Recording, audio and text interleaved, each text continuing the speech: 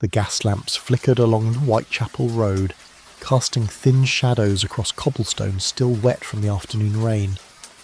The year was 1887, and the fog had begun its nightly crawl through the narrow streets of East London, wrapping itself around the tenements and workhouses like a shroud.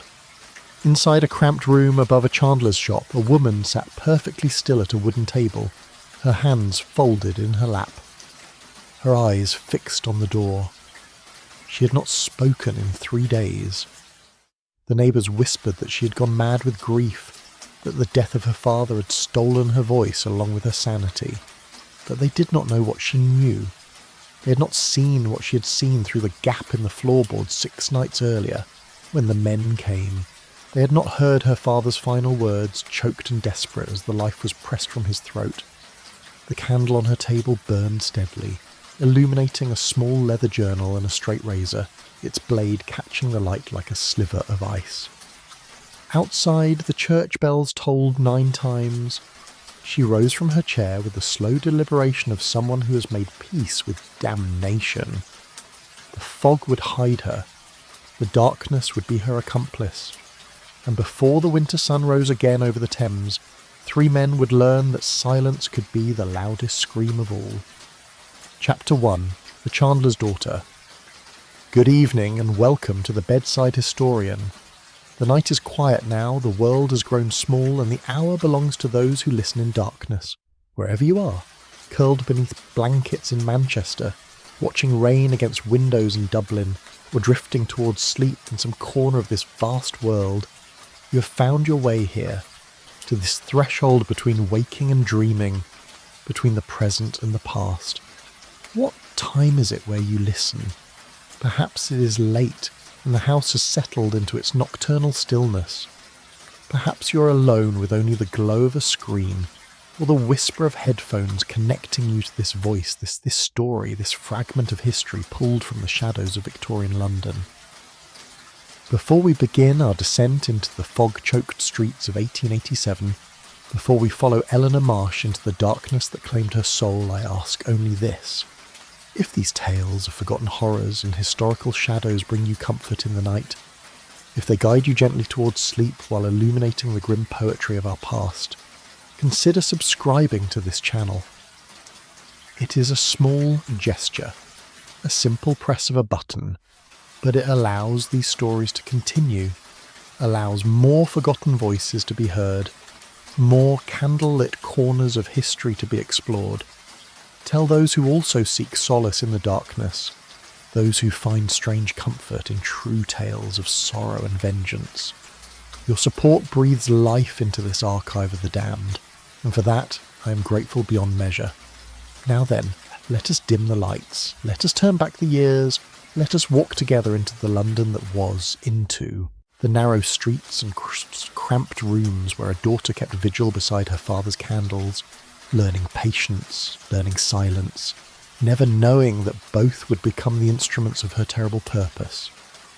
The year is 1887, the fog is rising, and Eleanor Marsh is still a girl who believes in justice. The shop stood on Whitechapel Road, wedged between a pawnbroker and a public house, whose sign had faded to illegibility decades before Eleanor was born. The building leaned slightly to the east, as if the weight of soot and time had tilted it toward the rising sun it never properly saw. Above the narrow door, painted letters announced Thomas Marsh, Chandler, though the paint had begun to flake, revealing older names beneath, other tradesmen who had occupied this same cramped space before poverty or death moved them along. The window displayed candles of every size and quality, from thick tallow rushes for the poorest households to fine beeswax tapers that caught the gaslight with a warm, honeyed glow. Behind the glass, in the dim interior, shapes moved with the slow deliberation of those who knew their craft and saw no reason to hurry. Thomas Marsh had worked with wax and wick for 43 years. His father before him had been a chandler, and his father's father had kept a similar shop in Southie before the Great Fire of 1814 had sent him north of the river. The trade was dying, Thomas knew this. Gaslights had begun to illuminate the better streets. and there was talk of electric illumination in the grand theatres and railway stations. But in Whitechapel, in Spitalfields, in the rookeries and courts where most of London's poor made their homes, candles remained essential. They were cheaper than lamp oil, safer than open flames, and when a family could afford only one at a time, Thomas Marsh sold them singly, wrapped in old newspaper, handed across his counter with a nod that required no words. Eleanor had been born in the rooms above the shop on a January night in 1807, delivered by a midwife who accepted payment in candles and a bottle of gin. Her mother had died 3 days later of childbed fever, buried in a pauper's grave at Tower Hamlets Cemetery, with no stone to mark the spot. Thomas had raised his daughter alone, teaching her to read from old newspapers and chapbooks, teaching her figures by counting wicks and weighing wax, teaching her the patience required to dip candles properly, to achieve the correct thickness, to ensure they would burn evenly through the night. She had learned well. By the age of 12, Eleanor could produce a tallow candle as fine as any her father made, her small hands working the hot wax with a precision that required neither instruction nor correction. But it was her silence that marked her most distinctly in the neighbourhood. Eleanor did not speak unless speech was absolutely necessary.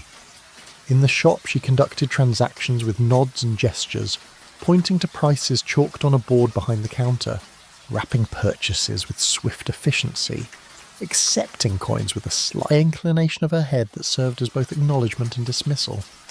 The neighbours attributed this to shyness, to motherlessness, to the peculiar melancholy that sometimes afflicted young women in those cramped and lightless streets.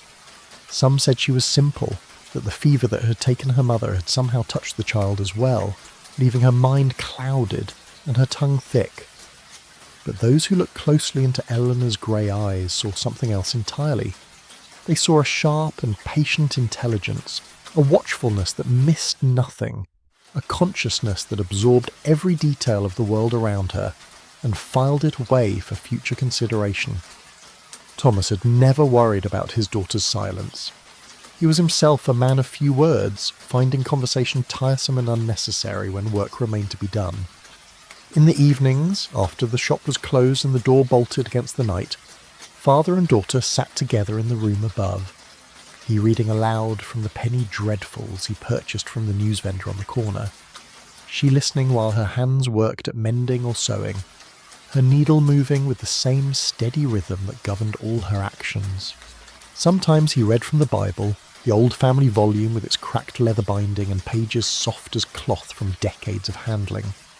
More often he read tales of murder and mystery, of crimes solved and criminals hanged, of the great detectives who brought order to London's chaos through observation and deduction. Eleanor listened to these stories with particular attention. She noticed patterns her father did not see, connections between crimes that the authors had not intended. When Thomas read of a poisoner caught because she had purchased arsenic under her own name, Eleanor thought of the dozens of shops in Whitechapel where such purchases might be made anonymously. When he read of a killer identified by the distinctive pattern of his boot prints, Eleanor considered how easily boots might be changed or discarded in the Thames. Her father thought these stories entertainments, moral lessons about the inevitable triumph of justice over wickedness. Eleanor understood them as instruction manuals, as catalogues of error and oversight, as maps showing precisely where others had stumbled and how their stumbling had led to the noose. The rooms above the shop consisted of 3 cramped spaces: the workshop where Thomas stored his supplies and prepared his candles, the small kitchen where they took their meals at a table scarred by decades of use, and the bedroom they had once shared, but which Eleanor had claimed for herself when she reached adolescence, forcing her father to sleep on a pallet in the workshop among the barrels of tallow and boxes of wicks. The building smelled perpetually of rendered fat and beeswax, a thick sweet scent that clung to their clothes and hair, marking them as Chandlers as surely as if they had worn signs around their necks. In summer, the heat from the workshop made the upper rooms nearly uninhabitable, and they worked at night when the temperature dropped slightly. In winter, the same heat provided their only warmth. They kept the kettles of wax simmering constantly, maintaining temperature and comfort in a single efficient system. Eleanor had no friends among the other young women of the neighbourhood, She did not attend the penny gaffs or music halls, did not walk arm in arm along the market streets on Sunday afternoons, did not gossip in doorways or flirt with the apprentices and factory boys who crowded the public houses each evening. Her life consisted of the shop, the workshop, the cramped rooms, and the occasional necessary expedition to purchase supplies or deliver special orders to customers who paid in advance for better quality candles than they could afford to collect in person.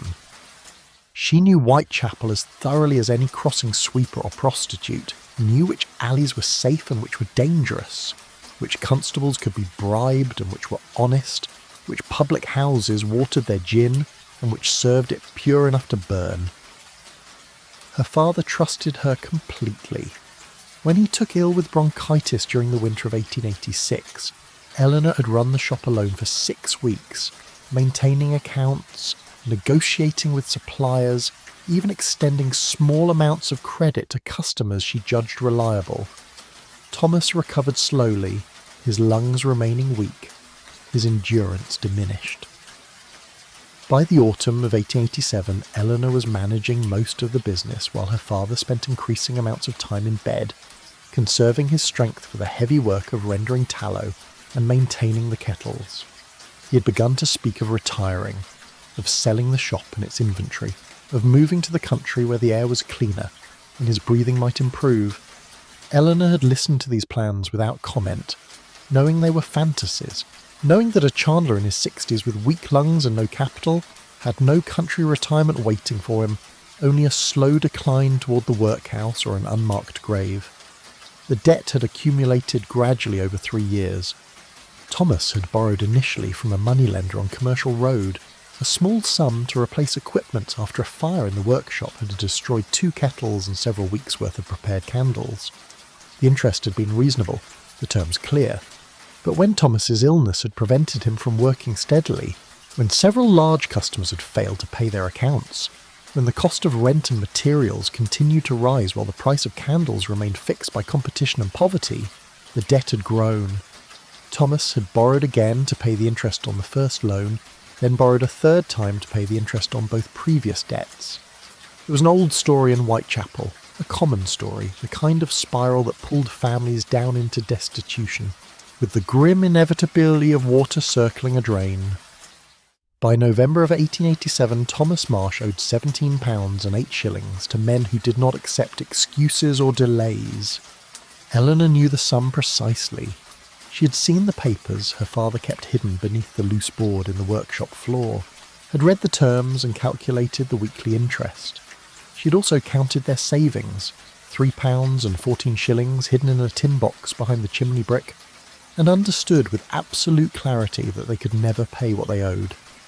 Her father had not told her about the debt, had tried to shield her from worry, but Eleanor's had always been watchful, had always noticed when Thomas grew tense at certain footsteps on the stairs, when he flinched at the unexpected knocks on the shop door. The men would come soon, she knew. Men like that always came, and when they came, there would be violence, because there was nothing left to take except violence, nothing left to extract except blood and fear, and an example for others who might consider defaulting on their obligations. Eleanor understood this with the same cold clarity she brought to everything else in her life. She understood it, and she prepared for it in the only way she knew how, by watching, by waiting, by sharpening her father's straight razor on the leather strop until the blade could split a hair lengthwise, by memorizing the faces of the men who collected debts on Commercial Road, by making herself ready for whatever would come through their door when the patience of creditors finally expired. The candles burned in the shop window as they always had, their flame steady in the still air, keeping watch through the November darkness, while Eleanor sat at the kitchen table, her hands folded in her lap, her grey eyes fixed on nothing, her silence as complete and patient as the grave. Chapter 2. The Debt Collectors. They came on the 6th of November. 3 men who climbed the narrow stairs beside the shop entrance as the church bell struck 7 in the evening. Eleanor heard their footsteps first, heavy and deliberate on the wooden treads, accompanied by the creak of old boards protesting unaccustomed weight. Her father was in the workshop preparing a batch of tallow candles for the morning trade, his hands black with rendered fat, his shirt sleeves rolled to the elbows. Eleanor sat in the kitchen, mending a tear in one of his work shirts by candlelight, her needle moving with mechanical precision through the coarse fabric. When the knock came, 3 sharp raps that seemed to shake the entire door in its frame, Thomas looked up with an expression Eleanor had never seen before. Not fear exactly, but something adjacent to it. Something that made the lines around his eyes deepen and his shoulders sag as though an invisible weight had suddenly settled across them. He wiped his hands on a rag, but the tallow remained beneath his fingernails and in the creases of his knuckles. Eleanor set down her mending and moved to rise, but Thomas shook his head once, a brief gesture that meant stay. That meant this is not for you. She obeyed, remaining seated at the kitchen table, but she did not lower her eyes. She watched as her father crossed the workshop as he unbolted the door and stepped back to allow the 3 men to enter. They filled the small space immediately, their bulk and their smell, tobacco and gin and something else, something like the scent of old meat, overwhelming the familiar odours of wax and tallow. The first man through the door was the largest, standing well over 6 feet with shoulders that seemed to brush both sides of the doorframe simultaneously.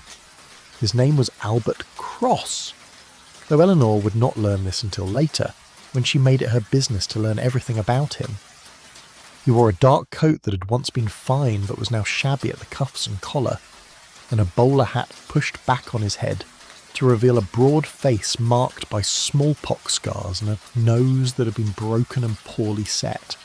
His eyes were small and pale, the colour of dirty ice, and they moved across the workshop with the practised assessment of someone who inventoried value wherever he looked.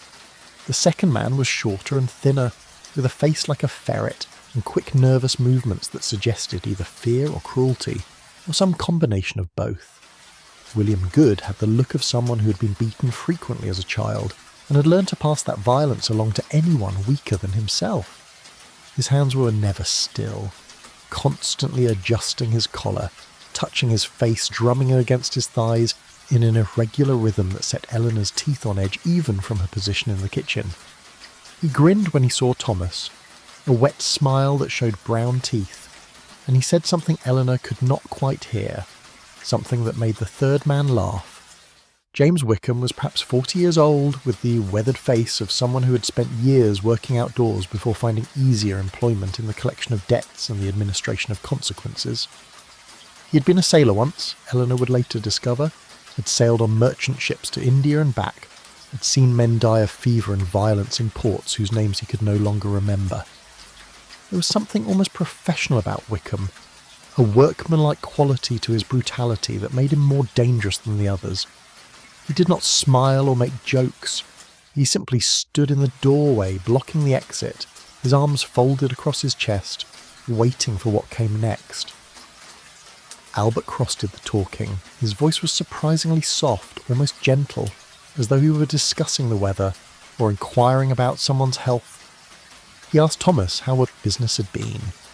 He remarked upon the cold weather, the early darkness, the general hardship of life in Whitechapel during these difficult times. He noticed the workshop, the kettles, the supplies, and he calculated their worth with those pale eyes while his mouth continued to shape pleasant words. Thomas stood before him with his shoulders hunched, his stained hands hanging at his sides, and he spoke in a low voice that Eleanor had to strain to hear. He explained about his illness, about the customers who had not paid, about his plans to catch up on the debt after the Christmas season, when candle sales traditionally increased. He spoke with the desperate reasonableness of someone who knows his reasons will not be accepted but must offer them anyway, must go through the motions of negotiation even though the outcome has already been determined. Cross listened with apparent patience. He nodded at appropriate moments. He made sympathetic sounds. And when Thomas had finished his explanation, when the words had run out and only silence remained, Cross smiled. It was not a cruel smile exactly, but it contained no warmth, no humanity. It was the smile of someone who has heard the same story countless times before and has long since stopped caring about its variations. He explained in that same soft voice that understanding and sympathy were not currency. that his employer had also suffered business reversals and could not afford to extend further patience to debtors who showed no signs of meeting their obligations. He said these things as though they were simple facts of nature, as unavoidable as gravity or death. Then he asked about Eleanor. Thomas stiffened. His hands curled into fists at his sides, the tallow under his nails suddenly vivid against his whitening knuckles. He said nothing, but his silence was itself an answer, a refusal that required no words. Cross tilted his head slightly, his pale eyes moving past Thomas to peer into the kitchen where Eleanor sat perfectly still, her mending forgotten in her lap, her grey eyes reflecting the candlelight like mirrors. The big man studied her with an expression Eleanor would remember for the rest of her life. Not lust exactly, though that was present. Something colder than lust, more calculated. He was assessing her value just as he had assessed the value of the workshop, determining what she might be worth in the various markets where young women could be sold or rented or simply used until they broke. He suggested that Eleanor might work off a portion of the debt. He knew of several establishments that were always looking for girls, respectable places where she could earn money serving drinks or entertaining gentlemen with conversation and companionship. The words were carefully chosen, deliberately vague, but their meaning was absolutely clear. Thomas understood. Eleanor understood. Even Good and Wickham understood. And Good giggled, a high-pitched sound that made Eleanor think of rats squealing in traps. Thomas said no. He said it quietly but firmly, and something in his voice made even Cross pause for a moment. The big man sighed, the sound almost regretful, as though he had hoped to avoid unpleasantness, but circumstances had forced his hand. He gestured to Wickham, a subtle movement of his head, and the sailor stepped forward. Thomas tried to back away, but the workshop was small and there was nowhere to go. His hip struck the edge of a work table, sending several candles rolling to the floor where they lay like scattered bones. Wickham grabbed Thomas by the front of his shirt and drove his fist into the older man's stomach with mechanical efficiency. Thomas doubled over, all the air rushing from his lungs in a single explosive gasp, and Wickham hit him again, this time in the face, a short, sharp blow that split Thomas's lip and sent blood spattering across his stained work shirt.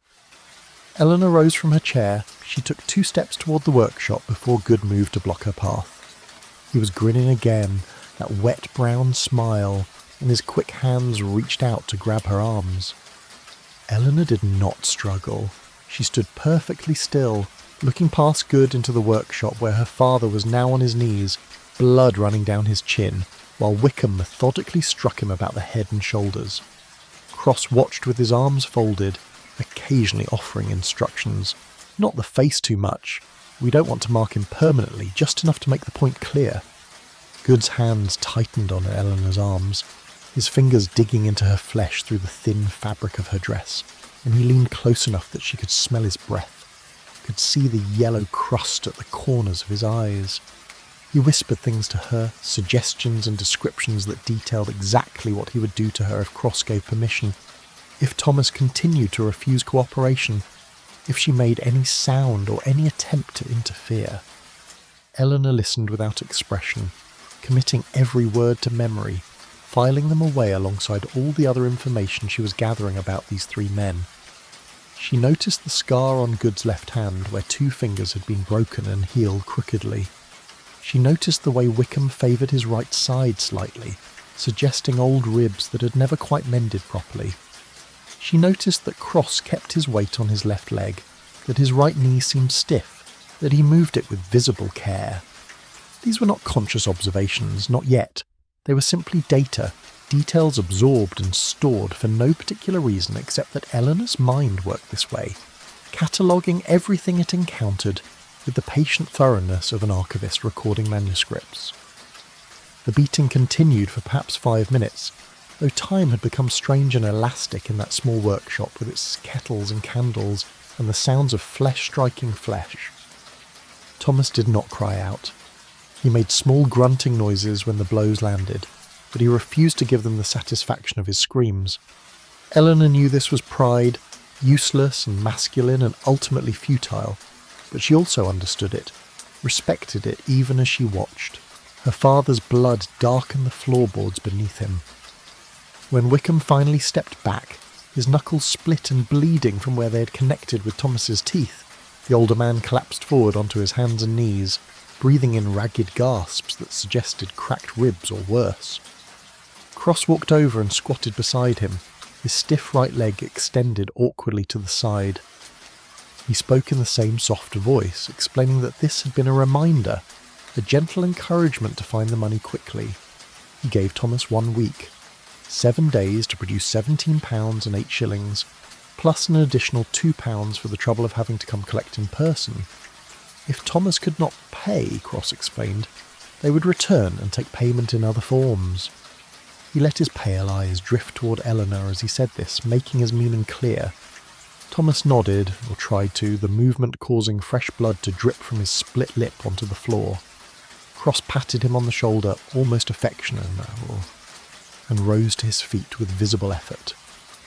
The 3 men left as they had come, Wickham first, then Good, who released Eleanor's arms with obvious reluctance, then finally Cross, who paused in the doorway to look back at the workshop, at Thomas on his hands and knees in a spreading pool of blood and saliva, at Eleanor standing rigid in the kitchen entrance with her grey eyes fixed on some point in the middle distance. Cross nodded to himself as though confirming some internal calculation, and then he descended the stairs, his heavy footsteps fading into the street noise below. Eleanor waited until she could no longer hear them. Then she moved into the workshop and knelt beside her father. She helped him to his feet, supporting his weight as he staggered toward the kitchen, where she eased him into his chair at the scarred table. She fetched water and clean rags, working with silent efficiency to wash the blood from his face and hands, to assess the damage. His lip was split, but not badly enough to require stitching. His left eye was swelling shut, the tissue around it already darkening to purple. His ribs were bruised, possibly cracked, but they did not seem to be broken completely. He would heal in time if he lived long enough. Thomas tried to speak, but Eleanor placed her fingers gently against his undamaged lips, silencing him. There was nothing to say. They both understood what had happened. What would happen in 7 days when the men returned and found no money waiting? Thomas had no illusions about his ability to produce £19 in 1 week. He had no wealthy relatives to borrow from, no goods valuable enough to sell for such a sum, no skills that could earn that much through honest labour. The only asset he possessed was his daughter, and he would die before he allowed Cross to claim her. Eleanor cleaned and put away the rags, then returned to her mending as though nothing had happened. Her needle moved with the same steady rhythm in and out of the fabric, closing the tear in her father's workshirt with small precise stitches. Thomas sat at the table, breathing carefully through his mouth, watching his daughter with an expression that mixed love and despair and a terrible, helpless fury. He wanted to send her away, to put her on a train to anywhere these men could not find her. But he had no money for train fare, no contacts in other cities who might hide her, no way to protect her, except by staying close and hoping desperately that some miracle might intervene. Eleanor finished her mending and folded the shirt neatly. She rose and moved to the small shelf where they kept their few books and papers. She selected the family Bible, the old volume with its cracked leather binding, and carried it back to the table. She opened it to the flyleaf where births and deaths had been recorded in fading ink for 3 generations, and she studied the names as though searching for wisdom in the catalogue of her ancestors. Thomas watched her, but said nothing. He did not have the strength for words, and besides, what words could adequately address the situation they now found themselves in? The candle on the table burned steadily, its flame unwavering in the still air of the kitchen. Outside, the sounds of Whitechapel continued as they always did. Voices raised in anger or laughter, the rattle of carts on cobblestones, the distant shriek of a train whistle, the eternal background noise of London grinding forward into the night. Inside the rooms above the Chandler's shop, father and daughter sat in silence, each lost in their own thoughts, each understanding that in 7 days their lives would end or transform in ways neither could yet imagine. Eleanor closed the Bible and returned it to its shelf. Then she climbed the narrow stairs to her bedroom in the former attic space, a room so small she could touch both walls simultaneously if she extended her arms. She lay down on her narrow bed without undressing, her hands folded on her chest, her eyes fixed on the ceiling, where water stains had formed shapes that looked almost like continents on some map of an unknown world. She did not sleep. She lay in the darkness, listening to her father's laboured breathing from the workshop below, replaying the events of the evening with perfect clarity, examining each moment, each word, each gesture. She thought about Good's hands on her arms, about the things he had whispered, about the way Cross had looked at her with those pale, calculating eyes. She thought about her father's blood on the floorboards, about the sound of fists striking flesh, about the 7 days that now stretched before them like a bridge over an abyss. And she thought about the straight razor her father kept in the workshop, the one she had been sharpening for weeks now without quite understanding why, the one whose blade could split a hair lengthwise and would go through a man's throat like butter. She thought about it very carefully, very thoroughly, with the same patient attention she brought to everything else in her life. The thoughts came slowly at first, then faster, connecting and branching and forming patterns that were almost mathematical in their precision. By the time the sky began to lighten outside her small window, Eleanor had made her decision. She had made it calmly, methodically, without emotion or doubt. 7 days was not nearly enough time to earn £19, but it was plenty of time for other purposes, if one knew how to use it properly. She rose from her bed as dawn broke over Whitechapel, washed her face in the basin, and descended the stairs to begin preparing breakfast for her father. The routine was the same as always, unchanged by the events of the previous night. She moved through the familiar tasks with her usual silent efficiency, setting out bread and tea, stoking the fire in the small stove, warming water.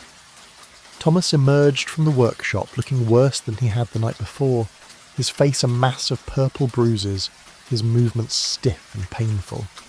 He tried to smile at his daughter, but the split lip made it impossible. Eleanor poured his tea and set it before him without meeting his eyes. She had work to do, preparations to make, and she could not afford the distraction of his suffering or her own rage.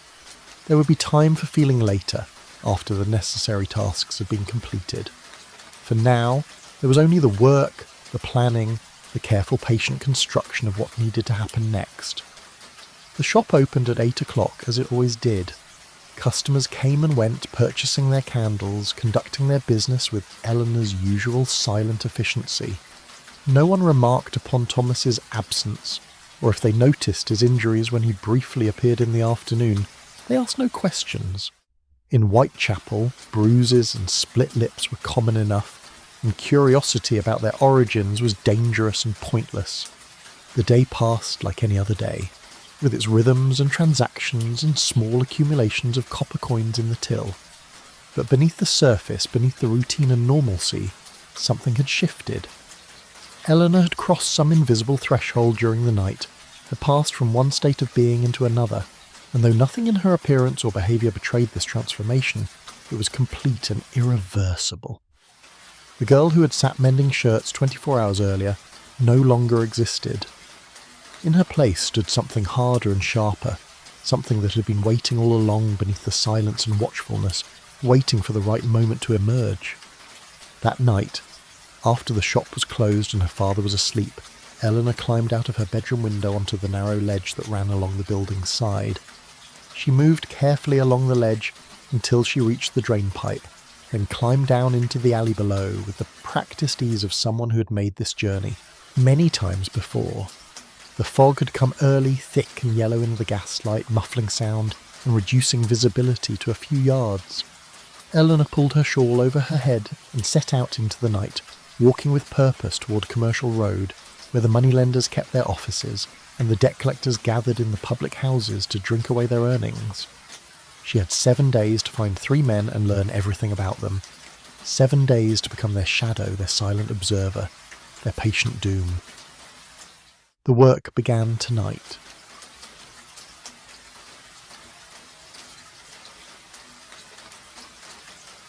Chapter 3. The Vigil of Silence. The constable came on the third day after the beating, a young man named Robert Shaw who walked the Whitechapel beat with the nervous energy of someone still learning the difference between enforcing law and simply surviving long enough to collect his wages. He had received a report, he explained to Thomas, from a neighbour who had heard sounds of disturbance, who had expressed concern about the welfare of the residents above the Chandler's shop. This was a lie, of course, a polite fiction that both men understood immediately.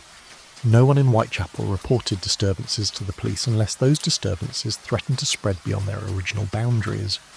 The truth was that Shaw made regular rounds through the neighbourhood, collecting his unofficial fees from shopkeepers and publicans, and Thomas had failed to have his usual payment ready when the constable had stopped by 2 days earlier. Thomas invited Shaw upstairs, moving slowly because his ribs still caused him significant pain. Eleanor remained in the shop, serving a customer who wanted a dozen tallow candles wrapped individually, her hands moving through the familiar task while her ears strained to hear the conversation occurring above her head. Shaw's voice carried through the floorboards, officiously concerned, asking questions whose answers he did not really want to know. Had there been an altercation? Had Thomas identified his assailants? Would he like to file a formal report? The questions were ritual, performance, the necessary theatre of law enforcement in a place where actual enforcement was impossible, and everyone knew it. Thomas answered carefully. He had fallen, he explained, tripped on the stairs in the darkness and struck his face on the edge of a table. It had been clumsy of him, embarrassing really, but nothing to concern the authorities. Shaw made sympathetic noises and did not press the issue. He knew perfectly well what had happened. In Whitechapel, everyone always knew what had happened, but he also knew that Thomas would never officially identify the men who had beaten him, would never testify against them even if they were somehow arrested and brought to trial. Such testimony was suicide, an invitation for retaliation that would make the original beating seem gentle by comparison. Shaw accepted Thomas's explanation with visible relief, made a few notes in his occurrence book that would never be reviewed by anyone, and prepared to leave. Before he descended the stairs, Shaw asked about Eleanor. Was she well? Had she been disturbed by her father's accident? Thomas assured him that his daughter was fine, that she had been visiting a cousin in Stepney on the evening of his unfortunate fall and had not witnessed anything distressing.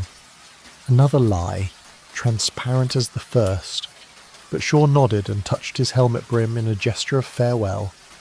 As he passed through the shop on his way out, he glanced at Eleanor, opened his mouth as though to speak to her directly, then seemed to think better of it.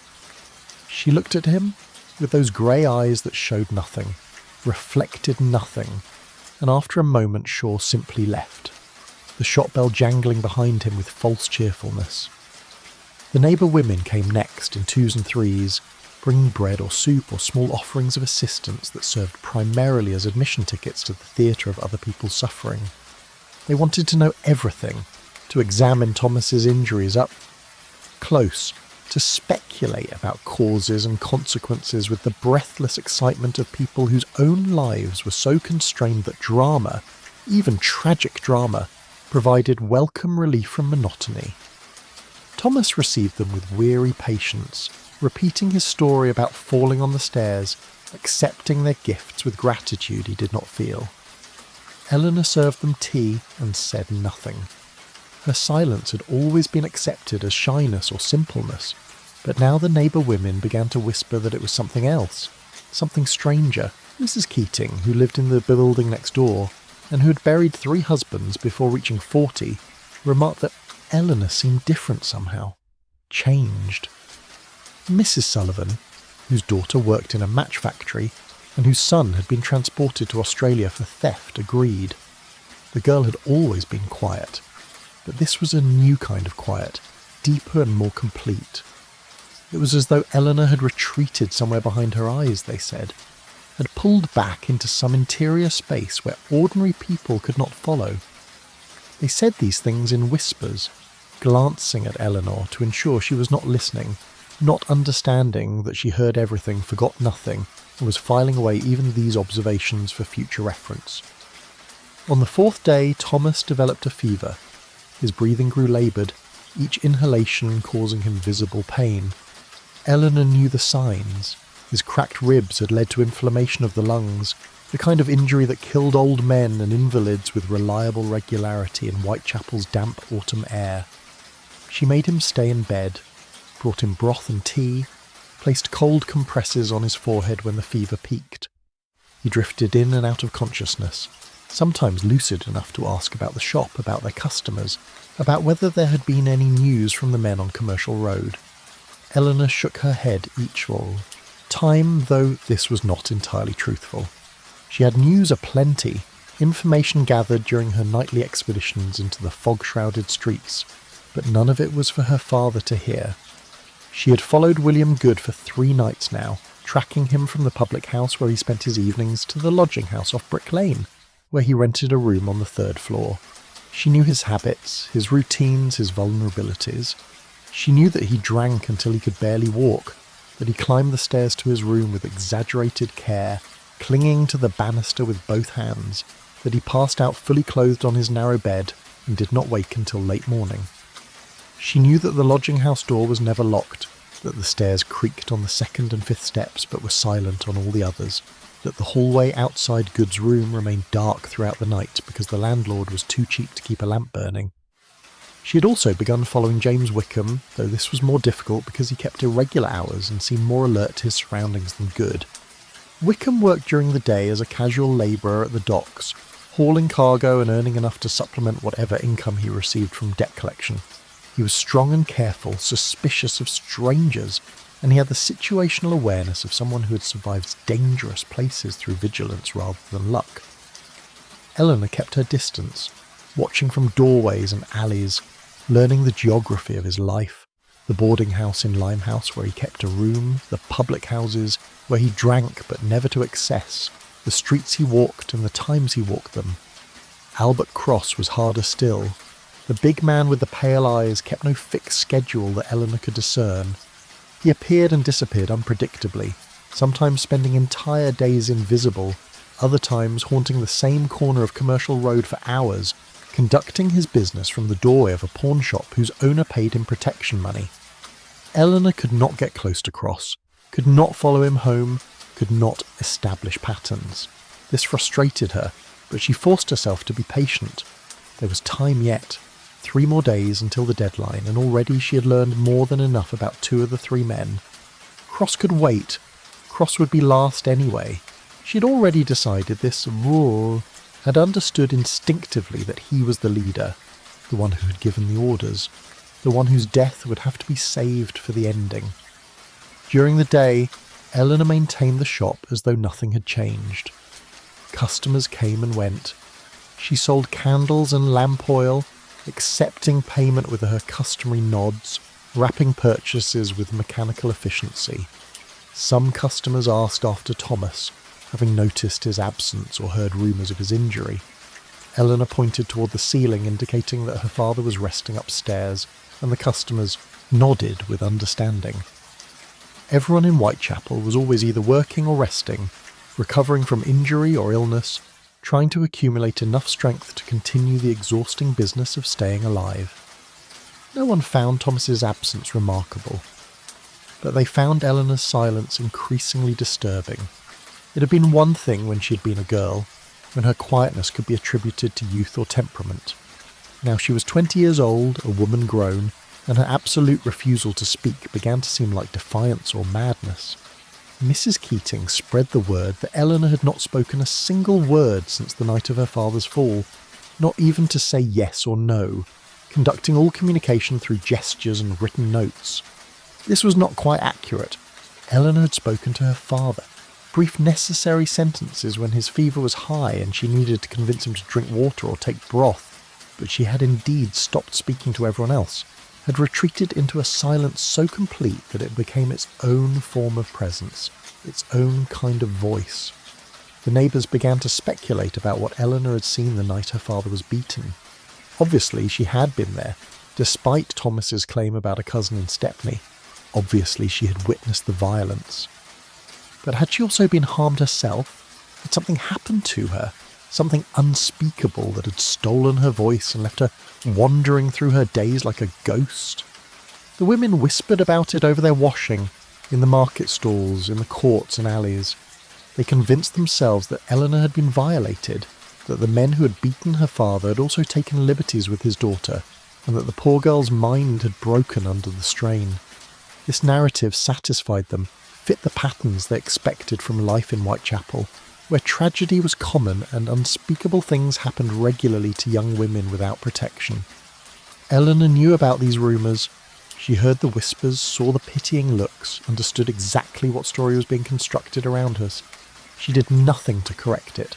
The rumours served her purposes, created a version of events that explained her silence and her strange behaviour without coming anywhere near the truth. Let them think she was broken, traumatised, mad with grief or shame. Let them pity her or fear her or simply avoid her. The less attention she drew to her actual activities, the better. On the 5th evening, 3 days after the beating and 2 days before the deadline, Eleanor's father took a turn for the worse. His fever spiked dangerously high, and his breathing became so laboured that each inhalation sounded like cloth tearing. Eleanor knew he was dying. She had seen enough death in Whitechapel to recognise its approach. The grey pallor that spread beneath the skin, the way consciousness began to flicker like a candle in wind, the peculiar smell that emerged from the body as its systems began to fail. She sat beside his bed through the night, holding his hand, listening to his struggle for air. Sometimes he opened his eyes and seemed to recognise her. Other times he spoke to her mother, dead these 20 years, asking her questions about the shop or telling her that dinner would be ready soon. Near dawn, Thomas had a moment of complete lucidity. He opened his eyes and looked at Eleanor with such clarity that she knew he was seeing her fully, understanding everything. He tried to speak, but could not manage more than a whisper. Eleanor leaned close, her ear nearly touching his cracked lips, and heard him say her name, just once, just her name. Then he said something else, 3 words that came out in separate gasps. Let it go. His hand tightened around hers with surprising strength, as though he were trying to physically restrain her, to hold her back from some precipice she was approaching. Eleanor understood what he meant. He was asking her not to seek revenge, not to do whatever he knew she was planning. He was asking her to live, to escape, to save herself, rather than throwing her life away on vengeance that would change nothing and restore nothing. Eleanor squeezed his hand in return, but made no promises. She could not give him what he wanted, could not let it go, could not simply accept that 3 men had beaten her father to death and would face no consequences. The world did not work that way in Whitechapel.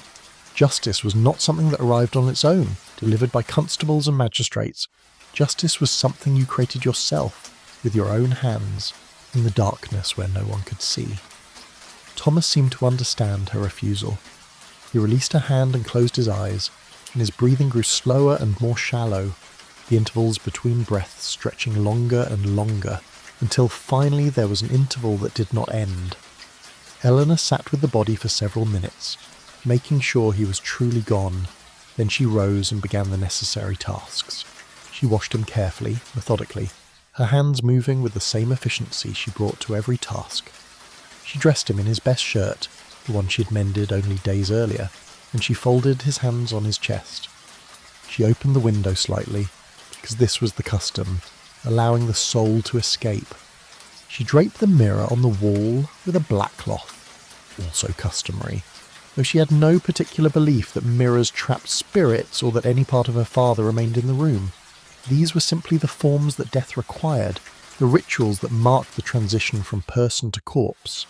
The undertaker came in the morning, a thin man named Jessup who provided pauper funerals at prices slightly above extortion, but below absolute robbery. Eleanor had saved enough from the shop till to pay for a simple coffin and a plot in the common ground at Tower Hamlets Cemetery. There would be no stone, no marker, nothing to indicate that Thomas Marsh had ever existed, except for a name in a ledger book that would eventually be lost or destroyed. Jessup took measurements and made arrangements, speaking in the hushed professional tones of his trade, and agreed to return in 2 days to collect the body. Eleanor nodded her understanding and closed the door behind him. She spent that day in the workshop preparing candles with mechanical precision. Her hands moved through the familiar tasks, melting the tallow, preparing the wicks, dipping and cooling, while her mind worked on other problems. She had 2 days now instead of 3. The deadline imposed by Cross had become meaningless with her father's death. There was no more debt, no more threat of what might be taken, but there was also no more reason to wait, no more need for patience. The men who had done this were still walking the streets of Whitechapel, still collecting their debts, still beating and threatening and taking what they wanted. They would continue until someone stopped them, and Eleanor had decided she would be that someone. She selected her father's straight razor from its place on the workshop shelf and examined it carefully. The blade was sharp enough, honed to an edge that could cut without pressure. She tested it against a candle wick slicing through the waxed fibre cleanly, and nodded with satisfaction. Then she wrapped it carefully in a piece of soft cloth and placed it in the pocket of her dresser, where it rested against her hip, a cold weight that felt almost comforting. She selected other items as well: a small tin of lamp oil, a box of matches, several lengths of strong twine. These items went into a canvas bag that she would carry with her when the time came. The neighbours came again that evening, bringing food and condolences. They found Eleanor sitting at the kitchen table, her hands folded in her lap, staring at nothing. Mrs. Keating tried to speak to her, to offer comfort, but Eleanor did not respond. She did not even acknowledge the woman's presence.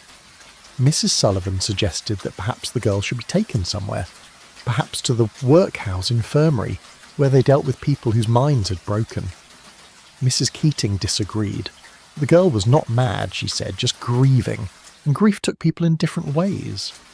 They left the food on the table and departed, whispering about the terrible tragedy of Thomas Marsh dying so young, and leaving his strange, silent daughter alone in the world.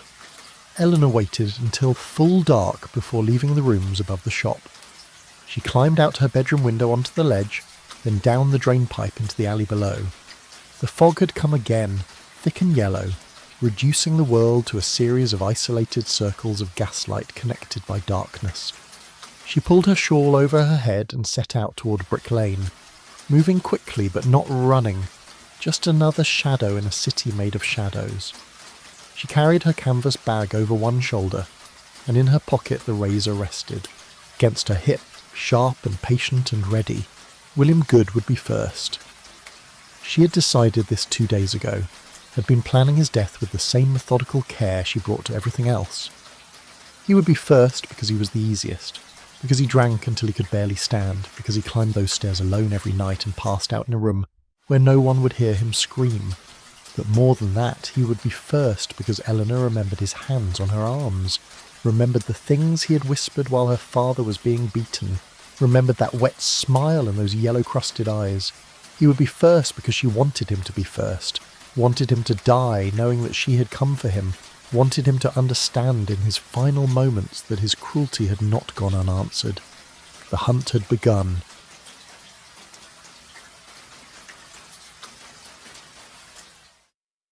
Chapter 4. The First Mark.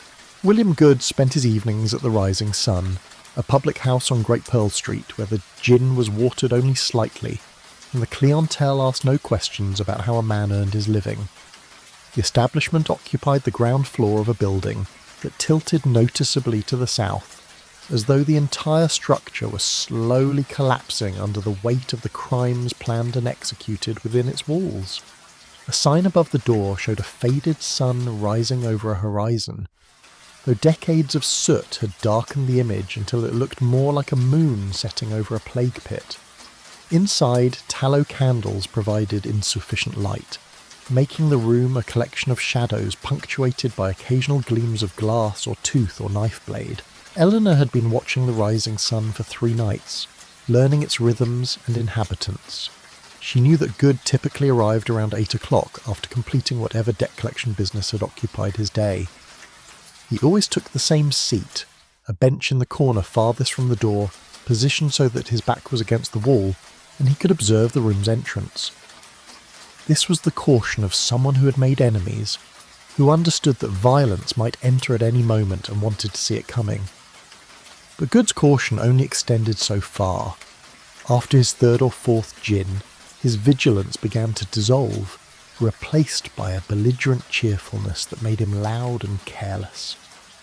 On this particular evening, the 6th of November, exactly 1 week after the beating that had led to Thomas Marsh's death, Eleanor positioned herself in a doorway across from the rising sun.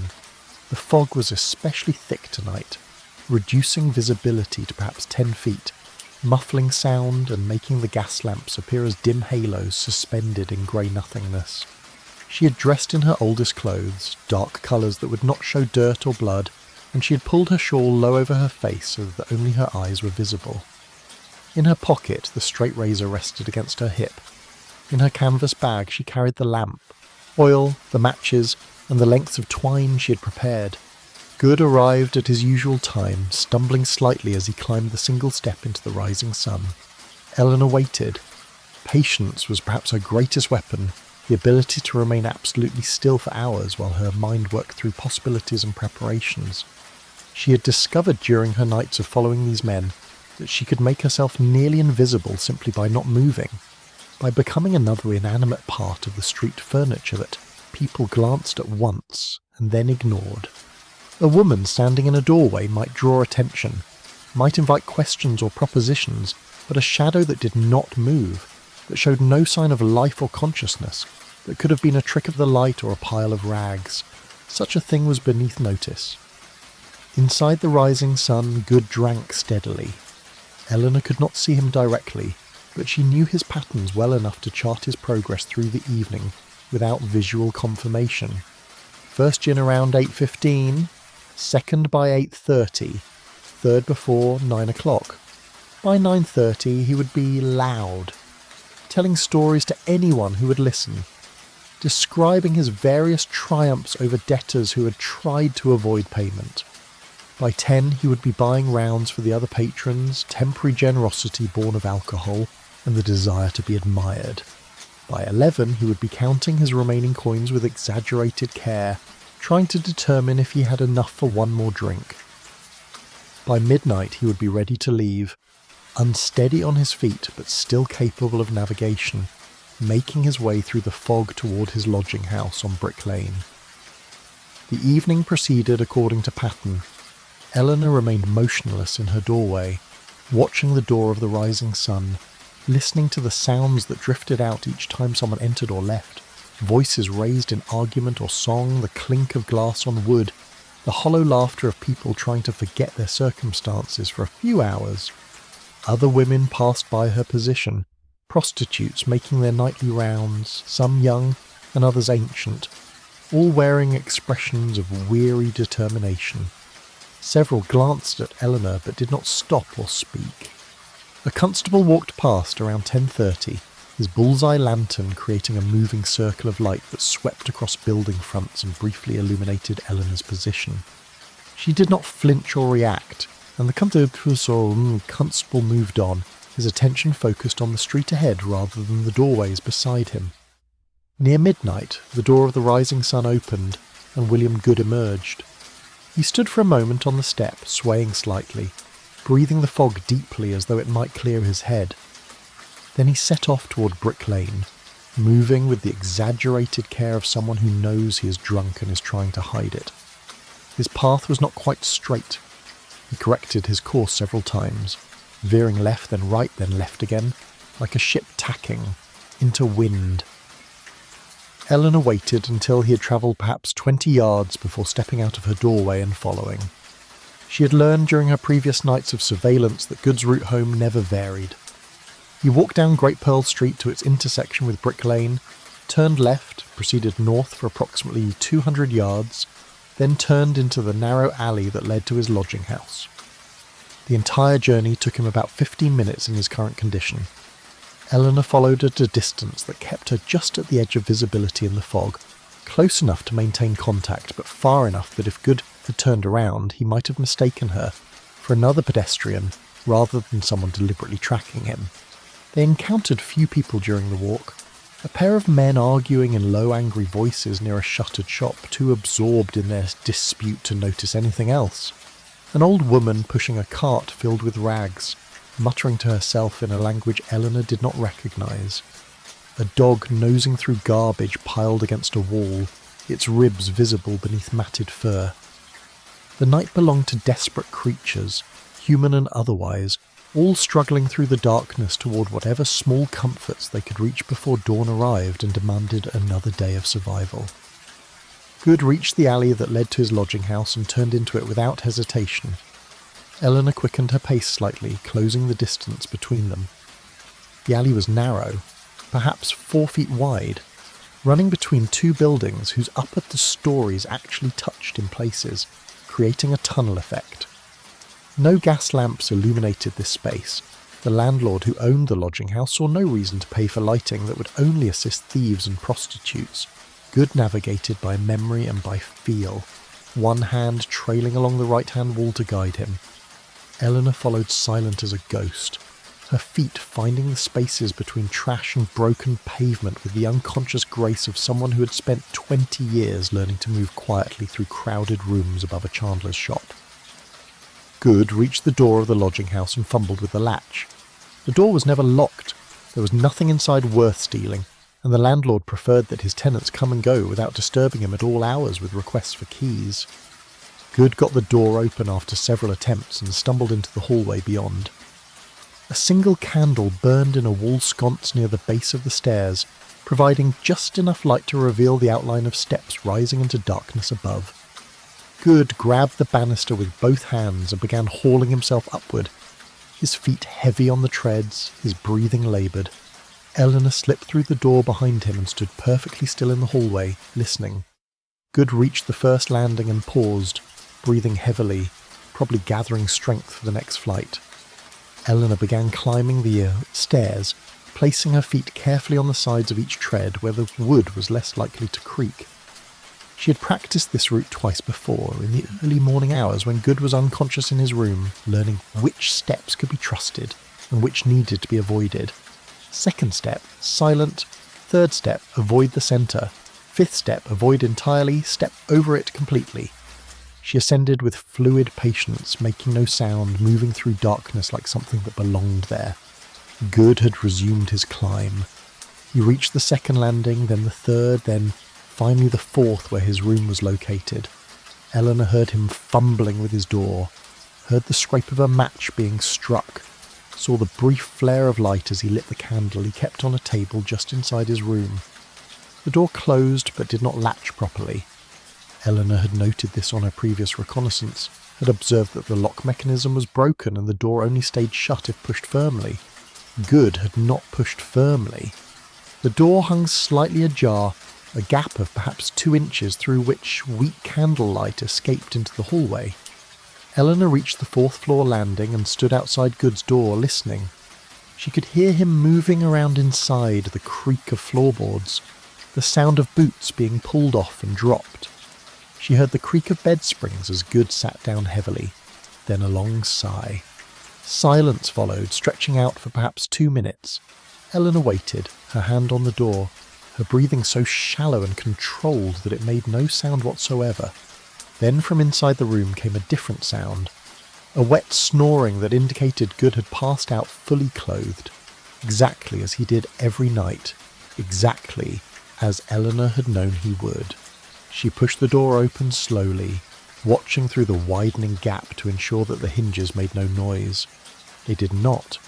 She had oiled them the previous night while Good lay unconscious, a small preparation among many. The room was tiny, perhaps 8 feet by 10, containing a narrow bed, a wooden chair, a small table, and nothing else. Good lay on his back on the bed, one arm flung over his eyes, his mouth open, snoring with irregular rhythm. The candle on the table had burned down to half its original length and would probably go out within an hour. Eleanor entered the room and closed the door behind her, this time pushing it firmly so that it seated properly in the frame.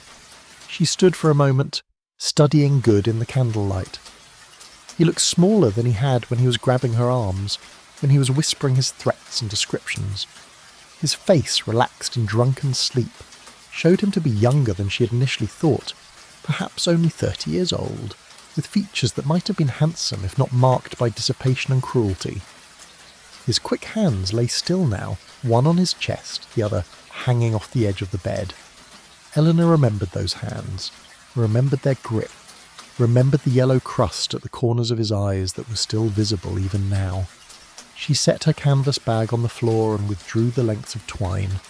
Moving with extreme care, she tied Good's right wrist to the bed frame using a knot her father had taught her years ago, a knot that tightened when pulled but could not be easily loosened. Good stirred slightly but did not wake. His snoring continued, wet and irregular. Eleanor moved to the other side of the bed and repeated the process with his left wrist. Then she did the same with his ankles, tying each to a bedpost so that Good lay spread-eagled, restrained at 4 points. The twine was strong, rated to hold far more weight than Good could exert, even sober and panicked. She tested each knot, pulling firmly, satisfied when they held without slipping. Only then did she withdraw the straight razor from her pocket and unwrap it from its cloth covering. The blade caught the candlelight, seeming to glow with its own cold luminescence. Eleanor held it for a moment, feeling its weight, its balance. Her father had owned this razor for 20 years, had sharpened it every Sunday morning, had used it to scrape the stubble from his face with the same methodical care he brought to making candles. Now his daughter held it, preparing to use it for a purpose Thomas Marsh would have found horrifying and unforgivable. Eleanor felt a brief moment of something that might have been regret or sorrow, but it passed quickly, buried beneath the cold determination that had governed all her actions since the night 3 men had climbed the stairs beside the chandler's shop. She sat down in the wooden chair and waited. Good would wake eventually, either because the alcohol wore off, or because his body registered the restraints and sent alarm signals to his clouded consciousness. Eleanor had time. She had all the time in the world. She sat with the razor in her lap and let her mind drift over the past week, replaying events, examining her preparations, finding no flaws, no oversights. Everything had led to this moment with the same inevitability that governed all natural processes. Causes and effects, actions and consequences, the mathematics of violence that Whitechapel had taught her long before she understood she was learning. An hour passed. The candle burned lower. Good snoring became less regular, interrupted by gasps and snorts that suggested his sleep was growing lighter. Eleanor remained motionless, watching, waiting. Finally, around 1:30 in the morning, Good's eyes opened. He stared at the ceiling for several seconds, his expression confused, his mind trying to assemble coherent thought from the fog of alcohol.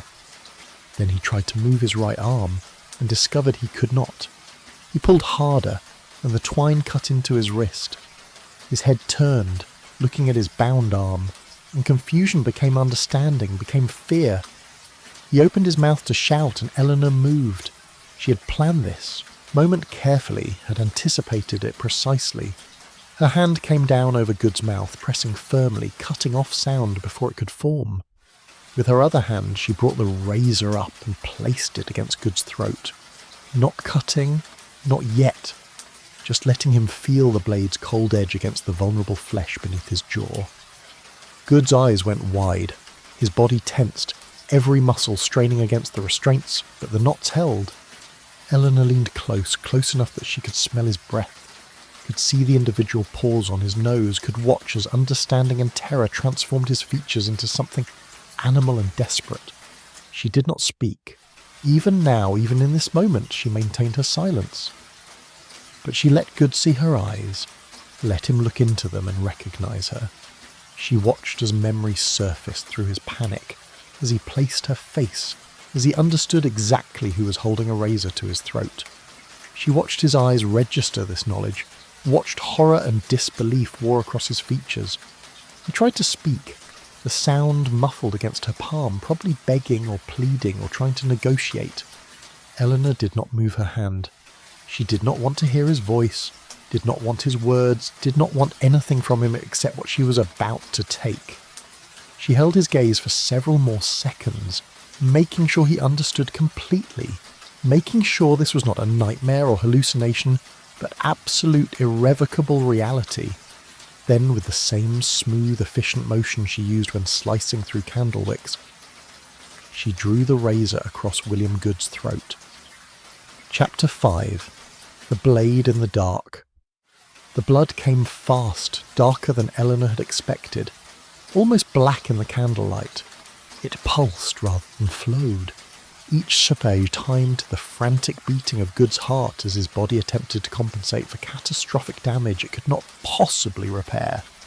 The sound was what surprised her most, not the wet gurgling that came from Good's severed throat, which she had anticipated, but the smaller sounds beneath it, the bubbling and hissing as air escaped through the wound, mixing with blood to create a terrible froth that spread across his neck and chest like sea foam on a beach. Good's eyes remained fixed on Eleanor's face, wide and disbelieving, filled with an expression she would remember for the rest of her life. Not pain exactly, though pain was certainly present. Something more fundamental than pain, the absolute shock of a consciousness encountering its own ending, the incomprehensible moment when the mind understood that it was ceasing to exist. His mouth moved beneath her palm, forming words that could not be spoken, questions that would never receive answers. His body strained against the restraints with tremendous force, the bed frame creaking, the twine cutting deeper into his wrists and ankles, but the knots held exactly as Eleanor had known they would. She kept her hand over his mouth until the movement stopped, until the light faded from those eyes that had looked at her with such casual cruelty a week earlier. It took longer than she had expected, perhaps 3 minutes, though time had become strange and elastic in that small room with its dying candle and spreading blood. When Good finally went still, Eleanor remained seated for another full minute, watching, making guillotine. She had read enough penny dreadfuls to know that dying men sometimes rallied, but what appeared to be death was occasionally just unconsciousness preceding one final struggle. But Good did not rally. His chest remained motionless, his eyes stared at nothing, and the blood had stopped pulsing, now simply flowing with gravity's pull, soaking into the thin mattress and dripping through to pool on the floorboards beneath the bed. Eleanor rose and examined her hands. They were covered in blood to the wrists, though her dress had remained mostly clean except for a few small spatters across the bodice. She wiped the razor carefully on the sheet, cleaning the blade until it gleamed again in the candlelight, then wrapped it in its cloth and returned it to her pocket. From her canvas bag, she withdrew a piece of paper and a stub of pencil she had brought for this purpose. She had debated what message to leave, had considered various possibilities during her nights of planning. In the end, she had settled on simplicity. She wrote 3 words on the paper in careful block letters, for Thomas Marsh. Nothing more, no signature, no explanation, no elaborate justification, just a statement of cause and effect, a clear line connecting this death to the one it answered. She placed the paper on the small table beside the dying candle where it would be easily visible to whoever discovered the body. Then she selected one of the floorboards near the bed, one that showed a prominent knot hole, and used the point of the razor to carve a simple mark, a vertical line with a horizontal line crossing it near the top, like a crude letter T. The wood was soft and old, and the carving required only moderate pressure. When she finished, she stepped back and examined her work. The mark was clear and deliberate, impossible to mistake for accidental damage. She gathered her canvas bag and moved to the door, pausing there to survey the room one final time. Good lay on the bed in a spreading pool of darkness, his face turned toward the ceiling, his mouth still open in that final unspoken word. The candle flickered, very near its end now, throwing wild shadows across the walls. In an hour or 2 it would go out completely, and the room would be dark except for whatever dawnlight managed to penetrate the single small window. Someone would find him tomorrow, or perhaps the day after, if he was not missed immediately. The landlord would discover the body when the smell became noticeable, or when other tenants complained about the stains seeping through the floorboards to the room below. Eleanor opened the door slowly, checked the hallway to ensure it was empty, then slipped out and closed the door behind her. She descended the stairs using the same careful steps she had employed on the way up, avoiding the treads that creaked, moving with the patient silence that had become her primary tool. The building remained quiet around her. No sounds of waking tenants, no indication that anyone had heard anything unusual. The lodging house held people who had learned not to hear things, not to investigate strange sounds, not to ask questions that might lead to involvement with police or violence, or any of the countless complications that made survival in Whitechapel more difficult than it already was. She reached the ground floor and let herself out into the alley. The fog had grown even thicker during the hours she had spent in Good's room, reducing visibility to perhaps 5 feet. Eleanor pulled her shawl close around her face and set off toward Brick Lane, walking neither quickly nor slowly, maintaining the steady pace of someone with a destination but no urgency.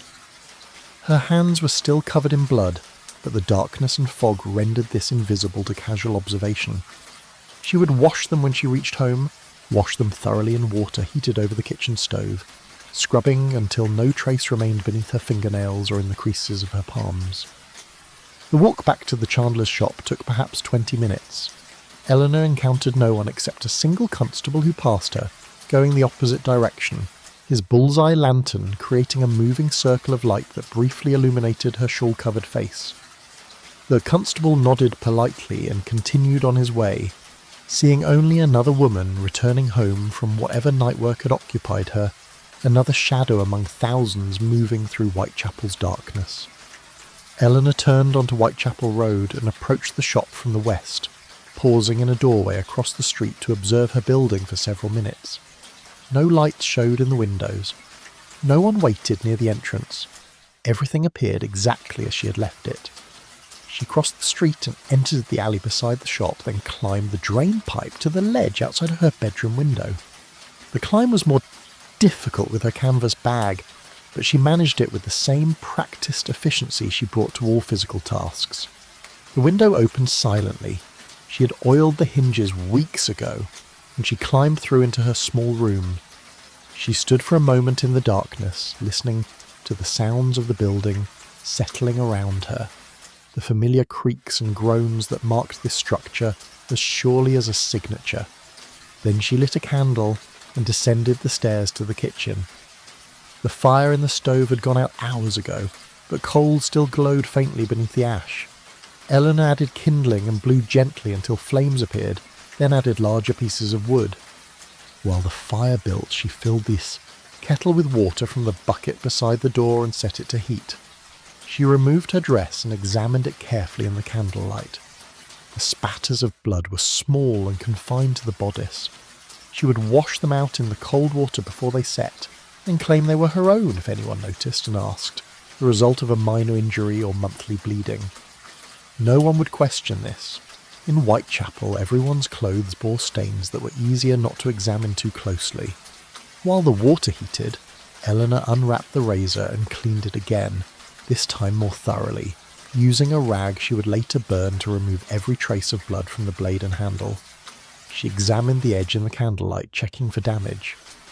The razor had maintained its sharpness. Good's throat had offered little resistance, the blade passing through soft tissue as easily as through candle wax.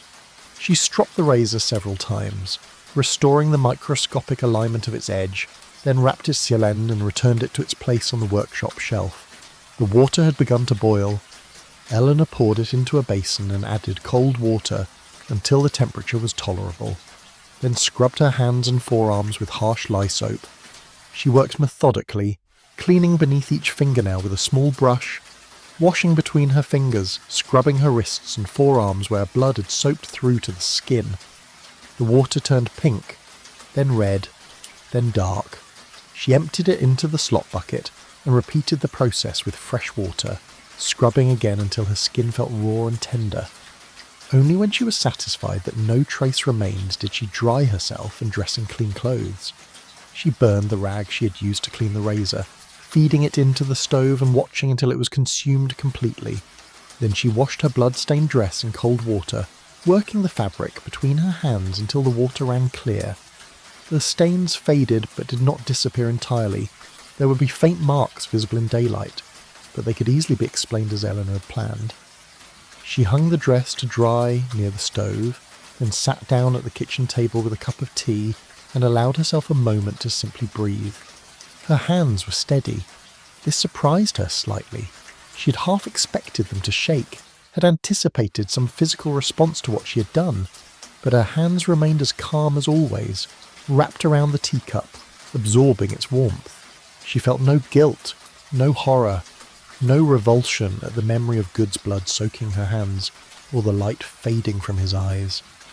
Perhaps these feelings would come later, she thought. Perhaps in days or weeks she would wake screaming from nightmares of that small room and its dying candle. Or perhaps she would feel nothing at all. Perhaps she had always been capable of this and simply had never encountered circumstances that required it. She thought about her father lying in his coffin in the workshop waiting for Jessup and the undertaker to collect him for burial. Thomas Marsh had been a gentle man, patient and kind, someone who had raised his daughter to believe in justice and fairness and the fundamental goodness that supposedly existed beneath human cruelty. Eleanor had loved him completely, had trusted his vision of how the world worked, had accepted his teachings even when they contradicted everything she observed around her.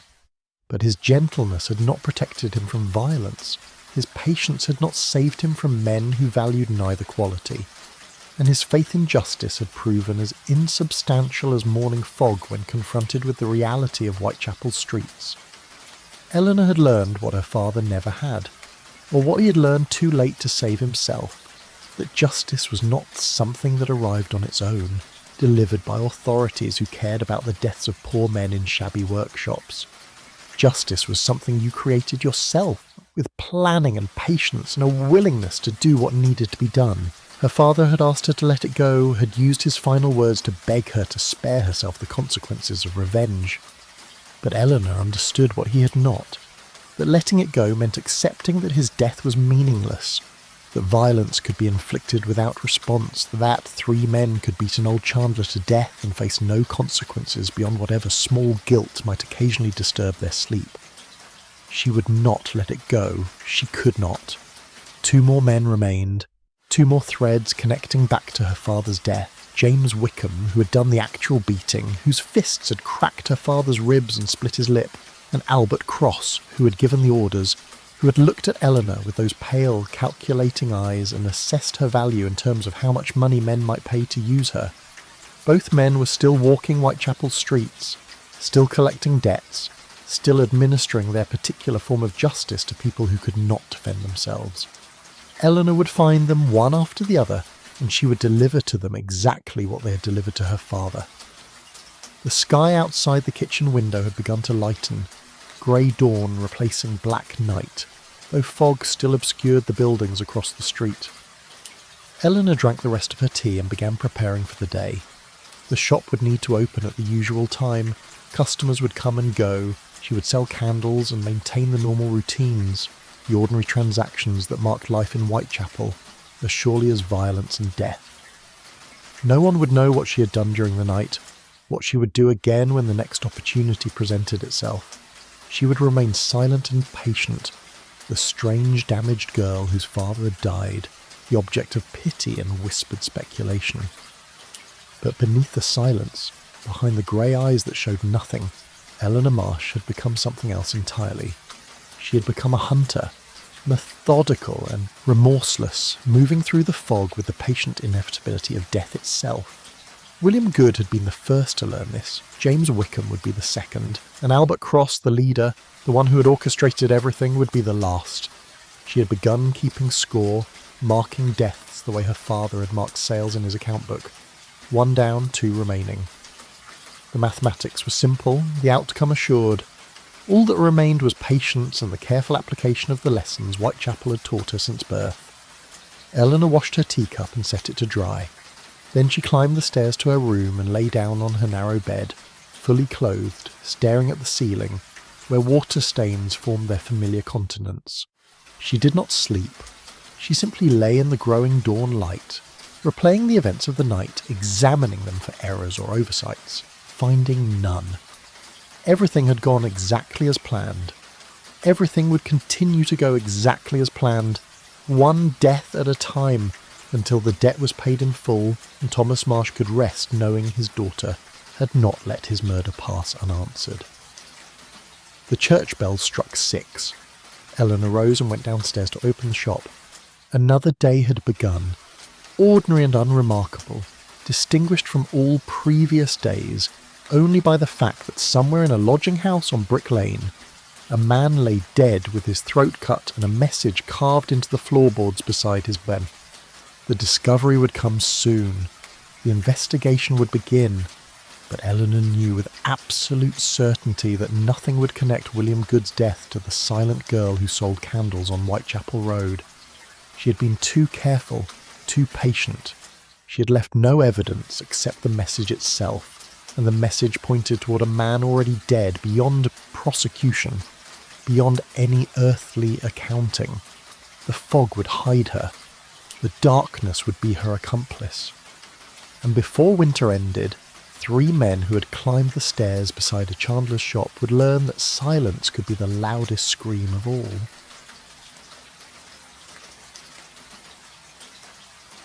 Chapter 6. The Second Huntress. The body was discovered late in the afternoon of November 7th by the landlord's wife, a woman named Mrs. Henshaw, who had climbed the stairs to collect weekly rent from tenants who had survived to see another Sunday. She had knocked 3 times on William Good's door before trying the handle, finding it unlatched, pushing it open to discover what lay within. Her screams brought other residents running, and within minutes the lodging house had erupted into chaos. People shouting in hallways, crowding onto landings, demanding to know what had happened, while simultaneously recoiling from the answer when it became visible. Eleanor learned of the discovery from Mrs. Keating, who appeared in the Chandler's shop around 5 o'clock with the breathless excitement of someone delivering news too scandalous to be kept waiting. A man had been murdered in a lodging house on Brick Lane, Mrs. Keating announced, her eyes wide with theatrical horror. Murdered in his own bed, his throat cut from ear to ear, blood everywhere, they said. An absolute ocean of blood. The police had been summoned. Detectives from Scotland Yard were supposedly on their way.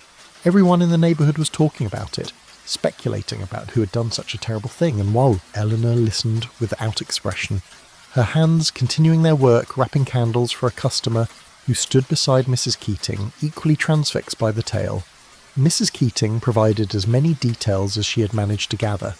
The victim's name was Good. He had worked as a debt collector. He had been found tied to his bed with a message carved into the floor. What did the message say, the customer wanted to know. Mrs. Keating lowered her voice conspiratorially. It was a name, she said. Someone called Thomas Marsh. Did anyone know a Thomas Marsh? The customer shook her head. Mrs. Keating turned to Eleanor. Did she know anyone by that name? Eleanor met Mrs. Keating's gaze and shook her head slowly, her expression blank, giving no indication that Thomas Marsh had been her father, that his body lay in a coffin in the workshop above their heads, that she had carved that name into the floorboards beside William Good's corpse less than 24 hours earlier. Mrs. Keating accepted the denial without question. After all, what could a poor Chandler's strange silent daughter possibly have to do with a murder in a lodging house on Brick Lane? The idea was absurd beneath consideration. Mrs. Keating continued her narrative, describing how the police had sealed the room, how they were supposedly interviewing everyone in the Fern lodging house, how there was talk that this might be connected to some criminal feud or gang violence. When Mrs. Keating finally exhausted her information and left to spread the news elsewhere, Eleanor completed the transaction with her waiting customer, accepted payment, and watched the woman leave. Then she turned the sign in the shop window to closed and bolted the door. She climbed the stairs to the workshop where her father's coffin rested on 2 sawhorses, opened the lid, and looked at Thomas Marsh's peaceful face. The undertaker had done adequate work. Her father appeared to be sleeping, his bruises faded beneath whatever cosmetics Jessup had applied. His hands folded on his chest in a pose of eternal rest. She told him what she had done. She spoke aloud for the first time in days, her voice quiet but clear in the workshop silence. She described following Good, waiting in his room, tying him to the bed, cutting his throat. She described the blood and the dying and the message she had left. She explained that this was only the beginning, that 2 more deaths remained before the accounting would be complete. Her father's still face offered no response, no approval or condemnation. Eleanor had not expected any.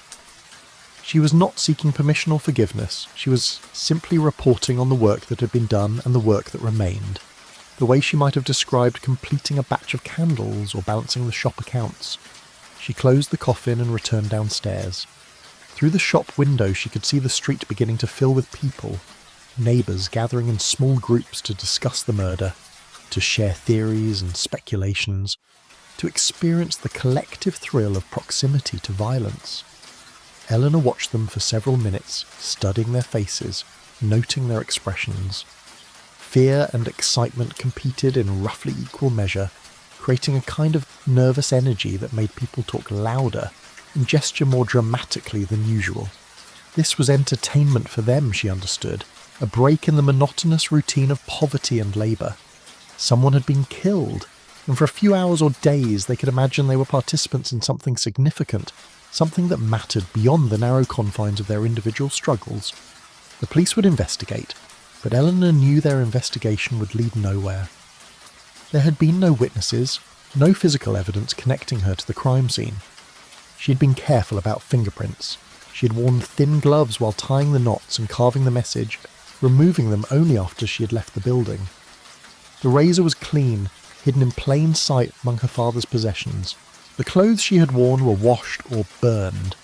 The only connection was the name carved into the floor, and that name belonged to a man already dead. Someone who could not possibly have committed murder from inside a coffin. The police might eventually connect Thomas Marsh to William Good through the debt that had existed between them. They might learn that Thomas had been beaten by men including Good. They might theorise that Thomas himself had committed the murder before dying, or that someone acting on his behalf had sought revenge. But even if they pursued this line of investigation, it would lead them to nothing useful. Eleanor had no criminal history, no known association with violent people, no apparent capacity for murder. She was a silent shopkeeper's daughter, orphaned and traumatised, an object of pity rather than suspicion. The police would look elsewhere for their killer, would search among Good's criminal associates, would assume this was part of some larger conflict into Whitechapel's underworld. Eleanor moved away from the window and began preparing her evening meal, such as it was.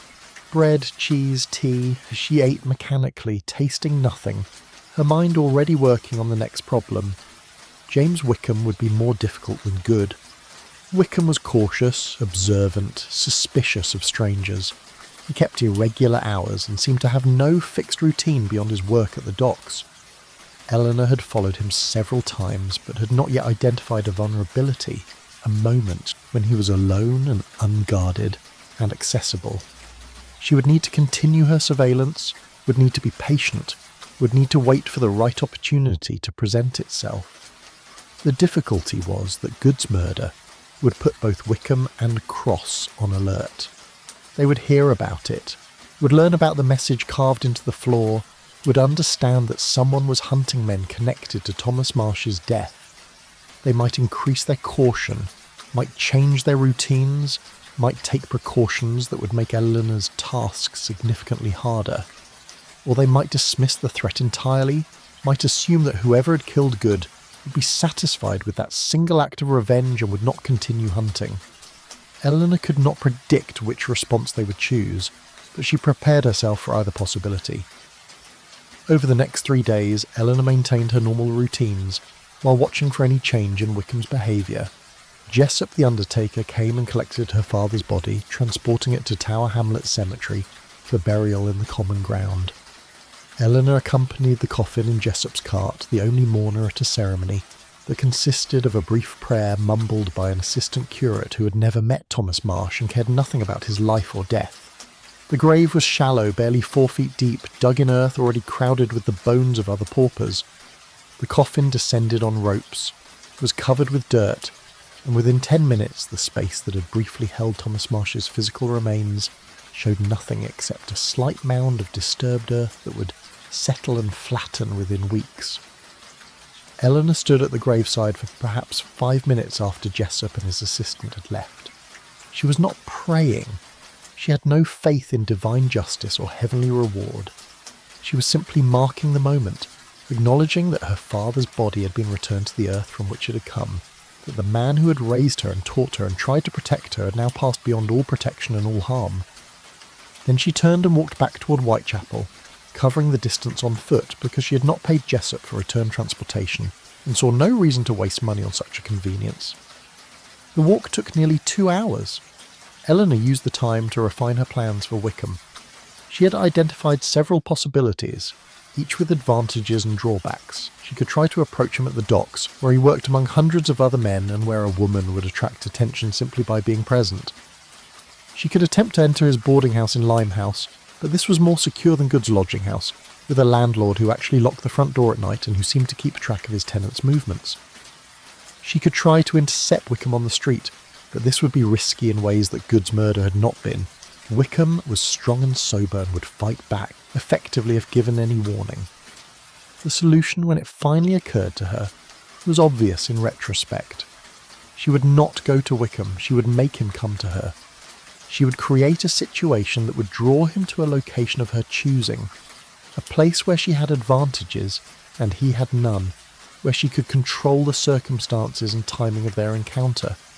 The method would require careful preparation and a certain amount of risk, but Eleanor had discovered during the past week that she was capable of accepting risk when necessary, that fear did not paralyse her as it might have paralysed the girl she had been before the night 3 men climbed her father's stairs. She began her preparations that same evening. First, she drafted a message on a piece of paper torn from one of her father's old account books. The message was brief and carefully worded. "I have information about the murder of William Good. Come to the old Chandler's workshop on Whitechapel Road tonight at midnight. Come alone and bring no police. I will tell you who killed him and why. A friend." She folded the paper and sealed it with a bit of candle wax, then addressed it simply to James Wickham, with his boarding house location in Limehouse. The next problem was delivery. Eleanor could not deliver the message herself. Wickham might recognise her, or if he did not, he would certainly remember a woman delivering a message about his dead colleague's murder. She needed someone who would attract no attention, someone who made their living carrying messages and asking no question. She waited until dark, then walked to Mile End where the street Arabs congregated. Boys between 8 and 15 who survived by running errands, selling newspapers, stealing whatever they could, and generally making themselves useful to anyone with a penny or two to spare. She found a boy of perhaps 12 years old standing beneath a gas lamp, thin as a rail, wearing clothes that might have fit him 2 years earlier. She approached him directly, showed him the sealed message, and offered him 6pence, 3 times what such a delivery would normally cost. The boy's eyes widened at the coin Eleanor held up. She gave him half the payment immediately and explained that he would receive the remainder when he returned with confirmation that the message had been delivered to James Wickham personally. The boy nodded eagerly and set off immediately, disappearing into the night with the kind of quick, purposeful movement that suggested he knew exactly where Limehouse was and exactly how to navigate there without being robbed or delayed. Eleanor returned to the Chandler's shop and began the final preparations. She moved all the kettles and equipment in the workshop to one side, creating an open space in the centre of the room. She positioned her father's work table to serve as a barrier between the door and the area where she would wait. She tested the floorboards near the window, finding one that was loose and could be easily lifted, creating a hiding place for the items she would need. She sharpened her father's razor again, even though it was already sharp enough because the familiar motion helped her think. She prepared lengths of twine, longer than the pieces she had used on Good, because Wickham was larger and stronger. She gathered matches and lamp oil, though she was not yet certain she would need them. The boy returned around 9 o'clock, slightly out of breath but grinning widely. He reported that he had delivered the message to James Wickham personally, had waited while the man opened and read it, had seen Wickham's expression change from annoyance to interest. Wickham had asked who had sent the message. The boy had truthfully answered that he did not know, that a woman had paid him for delivery, but had not given her name. Wickham had pressed for a description. The boy, proving himself worth every penny of his payment, had described someone bearing no resemblance to Eleanor whatsoever. An older woman with grey hair and a scarred face wearing a green shawl and speaking with an Irish accent. Eleanor gave him the second half of his payment plus an additional threepence for his creativity. The boy vanished back into the night, already spending the money in his imagination. Now Eleanor had only to wait. Wickham might ignore the message, might assume it was a trap or a hoax, but Eleanor thought he would come. Men like Wickham were curious about such things, curious about who had killed their colleague, concerned about whether they might be next. And Wickham would assume he could handle whatever situation he encountered. He was strong and experienced, accustomed to violence, confident in his ability to defend himself. He would come, Eleanor was nearly certain, and if he did not come tonight, she would send another message tomorrow, would keep sending them until his curiosity or concern finally drove him to investigate. She extinguished all the lights in the shop and workshop except for a single candle on the work table, positioned so that it would illuminate the centre of the room while leaving the corners in shadow. She tested the door to ensure it opened smoothly and silently. She positioned herself behind the work table where she could see the door but would not be immediately visible to someone entering from the dark stairwell. The straight razor lay on the table within easy reach, its blade gleaming in the candlelight. The lengths of twine were coiled nearby. Everything was ready. The church bells struck 11. Eleanor waited, breathing slowly, keeping her mind clear and focused. She thought about Wickham's hands, the hands that had struck her father repeatedly, methodically, without mercy or hesitation. She thought about the sound those blows had made, about her father's blood on the workshop floor, about the way Wickham had stepped back finally and examined his split knuckles as though assessing the results of a completed task. She thought about these things not to fuel her anger. Anger was a distraction, an emotion that interfered with clear thinking, but simply to maintain her certainty, to remind herself why this was necessary, why what she was about to do was not murder but justice. The bells struck 11:30. Eleanor remained motionless behind the work table, her grey eyes fixed on the door, patient as stone, waiting for the footsteps that would signal James Wickham's arrival and his doom.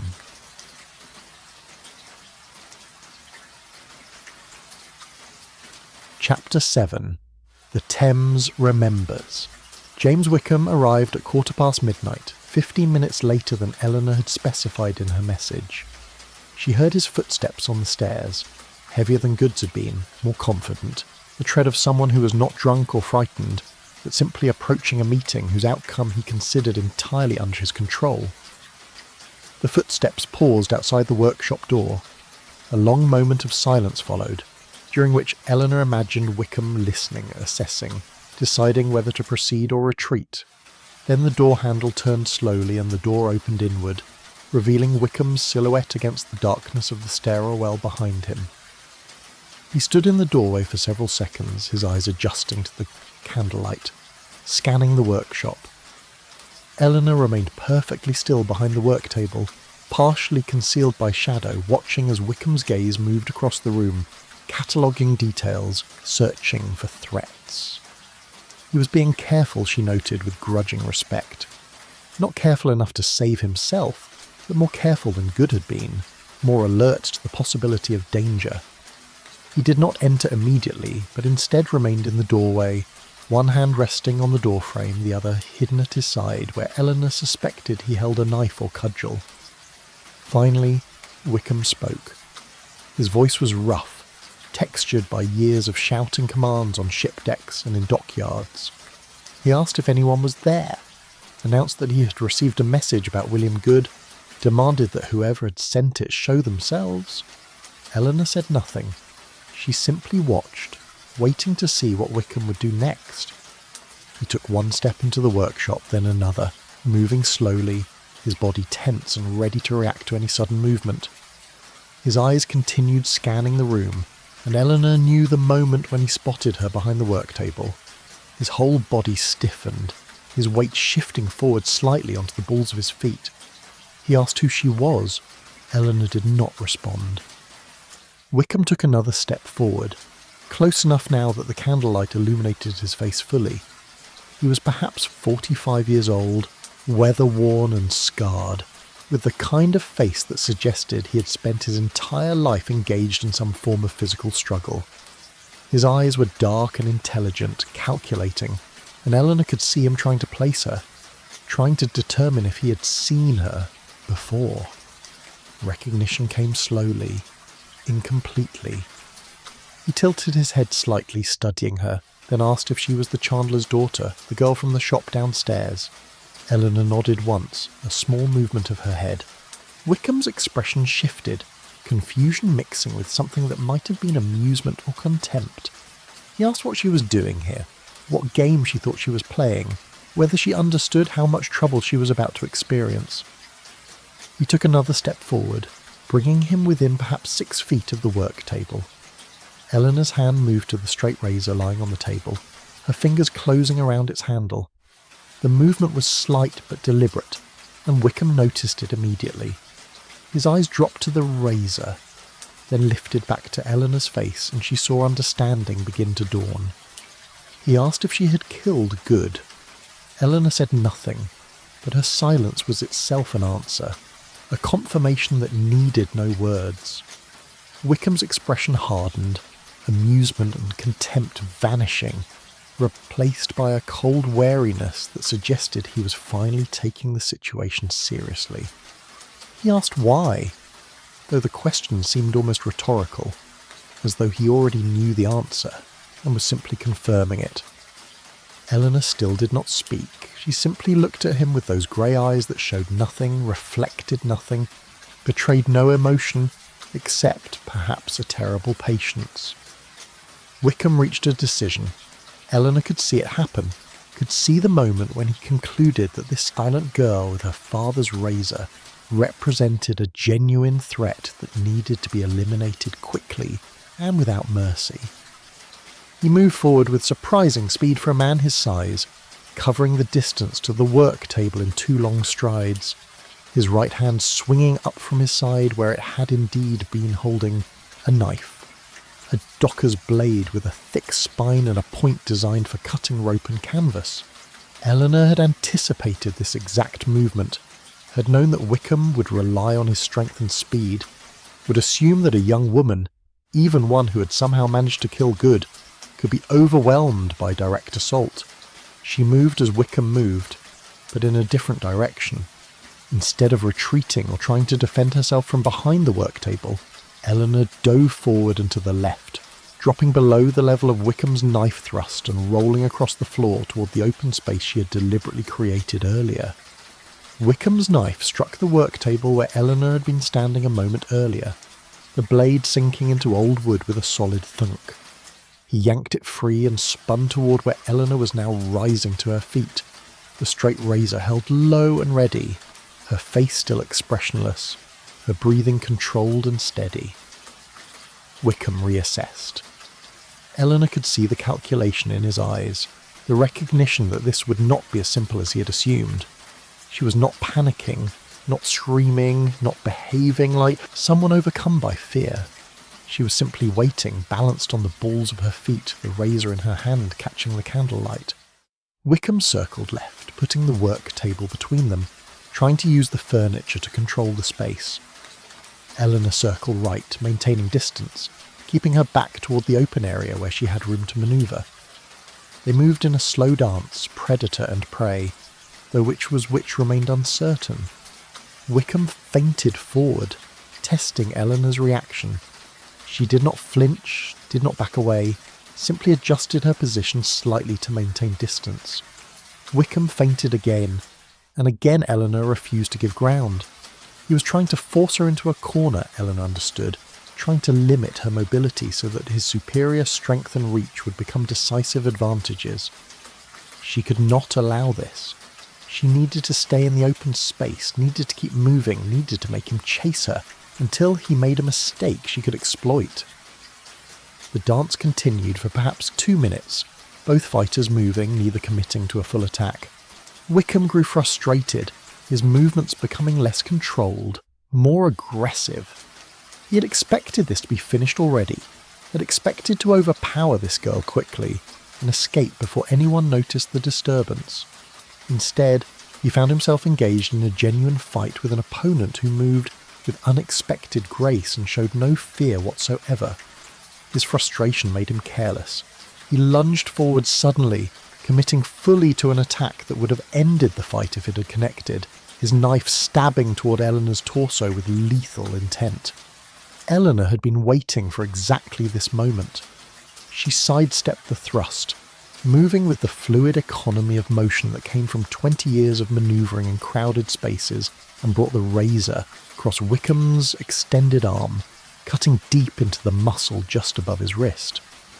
The blade was sharp enough that Wickham did not immediately feel the wound, did not realise he had been cut until he saw his own blood flowing and felt his grip on the knife weaken. He stumbled backward, his left hand coming up to clutch the wound, his face registering shock and disbelief. Eleanor pressed her advantage. She moved forward quickly, slashing again, this time across Wickham's defending forearm. The razor opened a long, shallow cut that made Wickham cry out, not from pain exactly, but from the visceral horror of seeing his own flesh part before the blade. He backpedaled further, losing his balance slightly, one heel catching on the edge of a floorboard.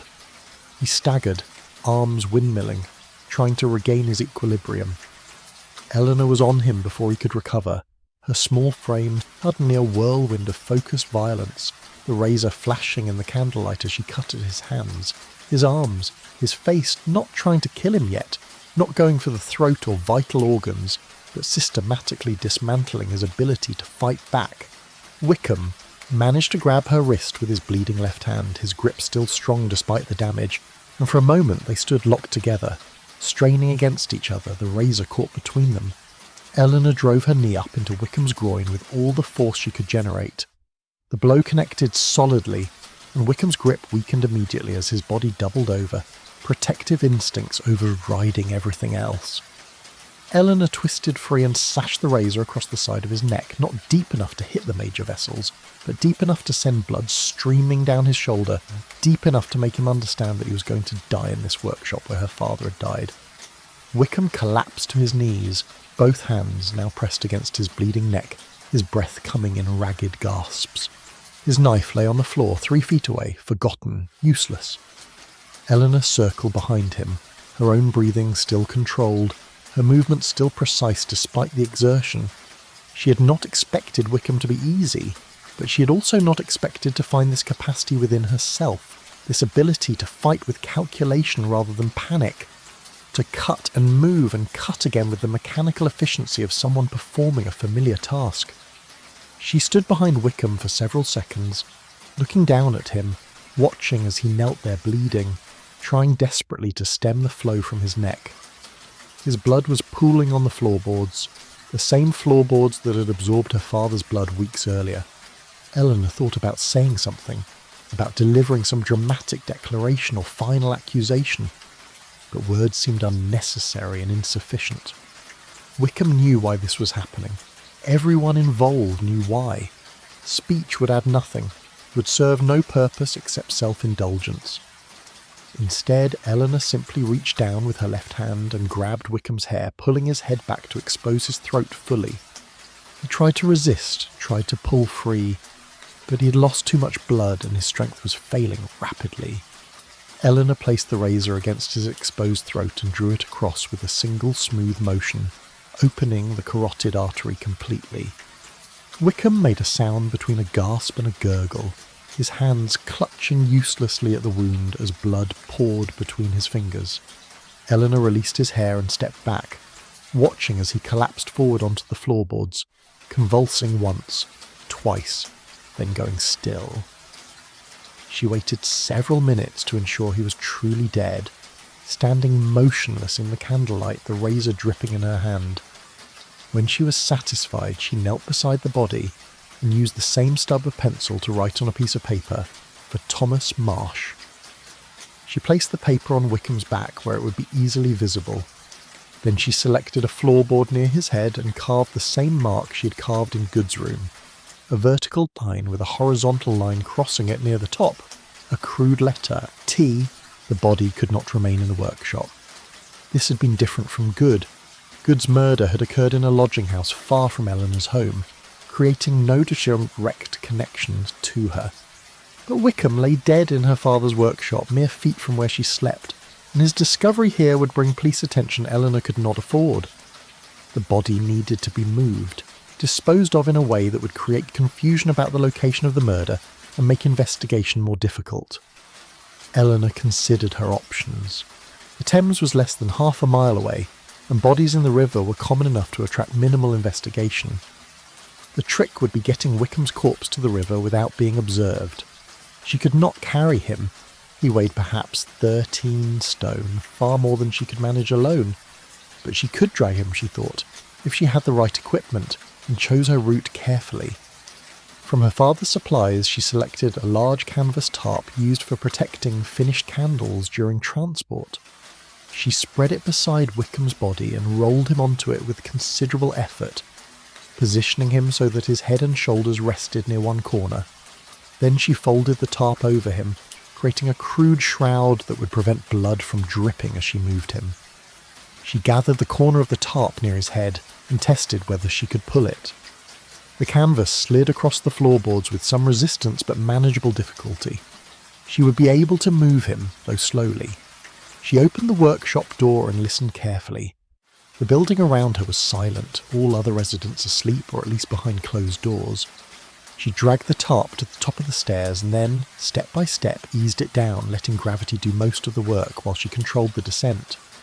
The body made soft thumping sounds as it descended, but these were not loud enough to attract attention. She reached the ground floor and paused again, listening. Still silence. The shop door opened onto Whitechapel Road, which even at this hour showed occasional traffic. Late workers returning home, prostitutes with their clients, men too drunk to remember where they lived. Eleanor could not risk dragging a body-sized bundle through the main street. Instead, she pulled the tarp through the shop and out the back door into the alley. Here the darkness was nearly complete, broken only by whatever moonlight managed to penetrate the fog. Eleanor pulled the tarp down the alley, moving slowly, stopping frequently to rest and to ensure no one was approaching. The canvas scraped against cobblestones, producing a sound that seemed terribly loud in the night stillness, but which likely carried no more than a few yards. The journey to the Thames took nearly 40 minutes. Eleanor pulled and rested, her arms and back aching from the effort, her hands raw from gripping the canvas. Several times she heard footsteps and froze, pressing herself against walls until whoever passed had moved on. Once a constable walked by the end of the alley where she was hiding, his bullseye lantern sweeping the darkness, but he continued without investigating the narrow space where Eleanor waited with her burden. Finally, she reached the stairs that descended to the riverbank near Shadwell, a place where barges and small boats tied up, where the water was deep enough at high tide to conceal things dropped into its depths. The tide was going out, pulling toward the sea, which suited Eleanor's purposes perfectly. She dragged the tarp to the water's edge, opened it enough to expose Wickham's body, and checked to ensure his pockets were empty. She found several coins, a folding knife, and a small leather purse containing what appeared to be collection money from his debt work. She pocketed the coins, waste was sinful, and these might be useful, and then let everything else slide into the river along with Wickham's corpse. The body hit the water with a substantial splash that seemed to echo across the Thames, and for a moment Eleanor held her breath, certain someone would hear, would investigate, would discover her standing on the riverbank with blood on her clothes and the means of murder still in her pocket. But no one came.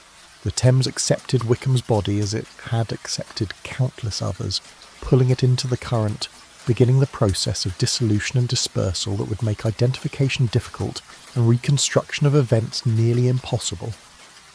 Eleanor watched until the body had been carried out of sight, then gathered the blood-stained tarp, folded it carefully, and began the long walk back to the Chandler's shop.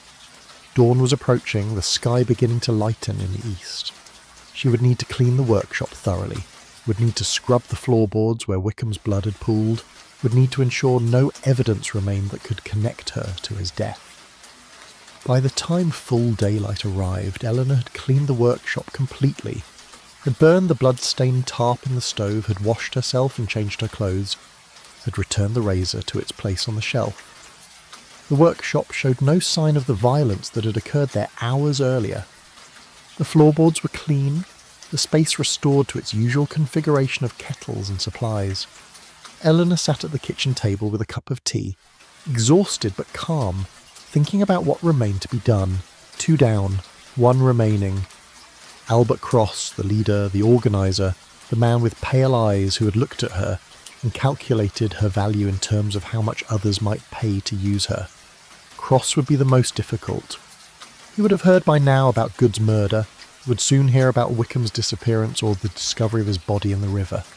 He would understand that someone was hunting him, would take precautions, would be alert to threats in ways that neither Good nor Wickham had been. Eleanor would need to be more careful, more patient, more creative. But she would find him eventually. She would create the circumstances that would allow her to finish what she had begun. The mathematics were simple, the outcome assured. All that remained was time and the continued application of the lessons Whitechapel had taught her. Patience, observation, and the willingness to do what needed to be done. The church bell struck 7.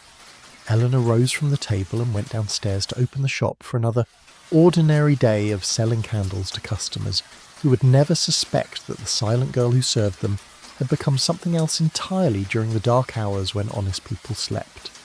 Chapter 8. The Final Reckoning. James Wickham's body surfaced 3 days later near Execution Dock, caught on the rotting pilings of an abandoned wharf where the Thames had deposited it along with other debris the Ripple River had chosen to surrender. A mudlark discovered the corpse while searching for coins and scrap metal into the exposed silt, and within an hour the police had cordoned off the area and begun their examination. The body was badly damaged from its time in the water, bloated, discoloured, partially consumed by the river's inhabitants, but the wounds on the throat and arms remained visible enough to confirm that this death, like William Good's, had been the result of deliberate violence rather than accident or misadventure. Eleanor learned of the discovery from the newspapers. The evening edition of the Illustrated Police News carried a sensational account beneath the headline, "Thames yields second victim in mysterious vendetta." The article described Wickham's injuries, noted the similarity to the Good murder, and speculated about criminal gangs engaged in internal warfare. The police, according to the report, were pursuing several promising leads and expected to make arrests shortly. Eleanor read the article twice while standing behind the counter of the Chandler's shop, her face expressionless, then folded the newspaper and used it to wrap a customer's purchase of tallow candles. The police came to the shop that same evening, 2 detectives from Scotland Yard accompanied by the local constable Robert Shaw. They introduced themselves as Inspector Davidson and Sergeant Mills, showed their credentials and asked if they might come upstairs to ask a few questions. Eleanor nodded and led them up to the kitchen, where she gestured for them to sit at the scarred table. Inspector Davidson was perhaps 50 years old, grey-haired and weary-looking, with the manner of someone who had seen too much brutality to be shocked by any particular instance of it. Sergeant Mills was younger, eager, taking notes in a small leather-bound book. Davidson explained that they were investigating 2 murders that appeared to be connected. Both victims had worked as debt collectors for a moneylender on Commercial Road. Both had been killed with extreme violence. And in both cases, a name had been found at the scene: Thomas Marsh. The inspector looked at Eleanor with tired eyes and asked if she had known anyone by that name.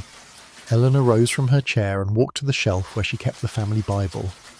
She opened it to the flyleaf where births and deaths were recorded and pointed to her father's name, his birth date, and the recent entry noting his death on November the 7th.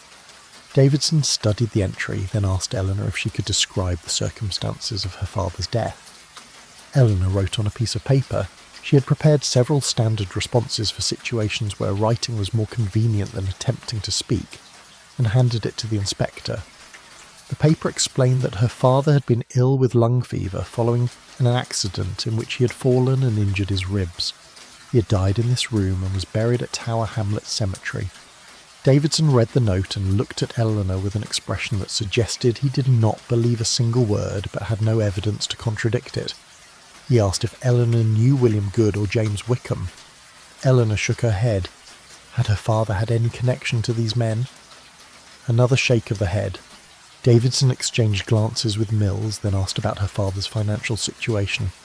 Had he owed money to anyone? Had there been men coming to the shop demanding payment? Eleanor hesitated for a moment. Too quick a denial would seem suspicious, but acknowledging the debt might create connections she could not afford. She wrote another note explaining that her father had borrowed money from various sources for the business, that she did not know all the details of his affairs, that after his death she had found the shop accounts in some disorder. Davidson pressed further. Had any debt collectors visited? Had there been arguments or threats? Eleanor wrote that she could not remember, that the period before her father's death was confused in her mind, that her grief had affected her memory of those days. This was closer to the truth than Davidson knew. Eleanor remembered everything with perfect clarity. But grief was a useful excuse for vagueness, and traumatized women were expected to have unreliable recollections. The inspector seemed frustrated but not suspicious. He asked a few more questions about Eleanor's whereabouts on specific dates, questions she answered with written notes that placed her either in the shop or in her room, alone, with no witnesses to confirm or contradict her statements. Constable Shaw, who had remained silent throughout the interview, finally spoke. He mentioned that he had visited the shop shortly after Thomas Marsh's accident, that he had found both father and daughter in apparent good health, except for the father's injuries from his fall. Eleanor looked at Shaw with her grey expressionless eyes, and the constable shifted uncomfortably under her gaze. Davidson asked Shaw if he had noticed anything unusual during that visit. Shaw admitted that he had not, that everything had seemed ordinary for a shopkeeper's household in Whitechapel, that the daughter had appeared shy but not distressed. Davidson rose from the table, signalling that the interview was ending. He gave Eleanor his card and asked her to contact the police if she remembered anything that might be relevant to the investigation. He expressed condolences for her father's death and hoped she would be able to manage the shop alone. Eleanor accepted the card with a small nod and showed the three men to the door.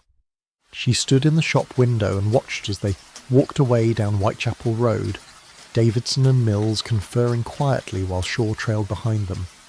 When they were out of sight, Eleanor returned upstairs and added Davidson's card to the small collection of papers she kept in the Bible. Birth certificates, her father's death notice from the parish register, and now the calling card of a Scotland Yard inspector.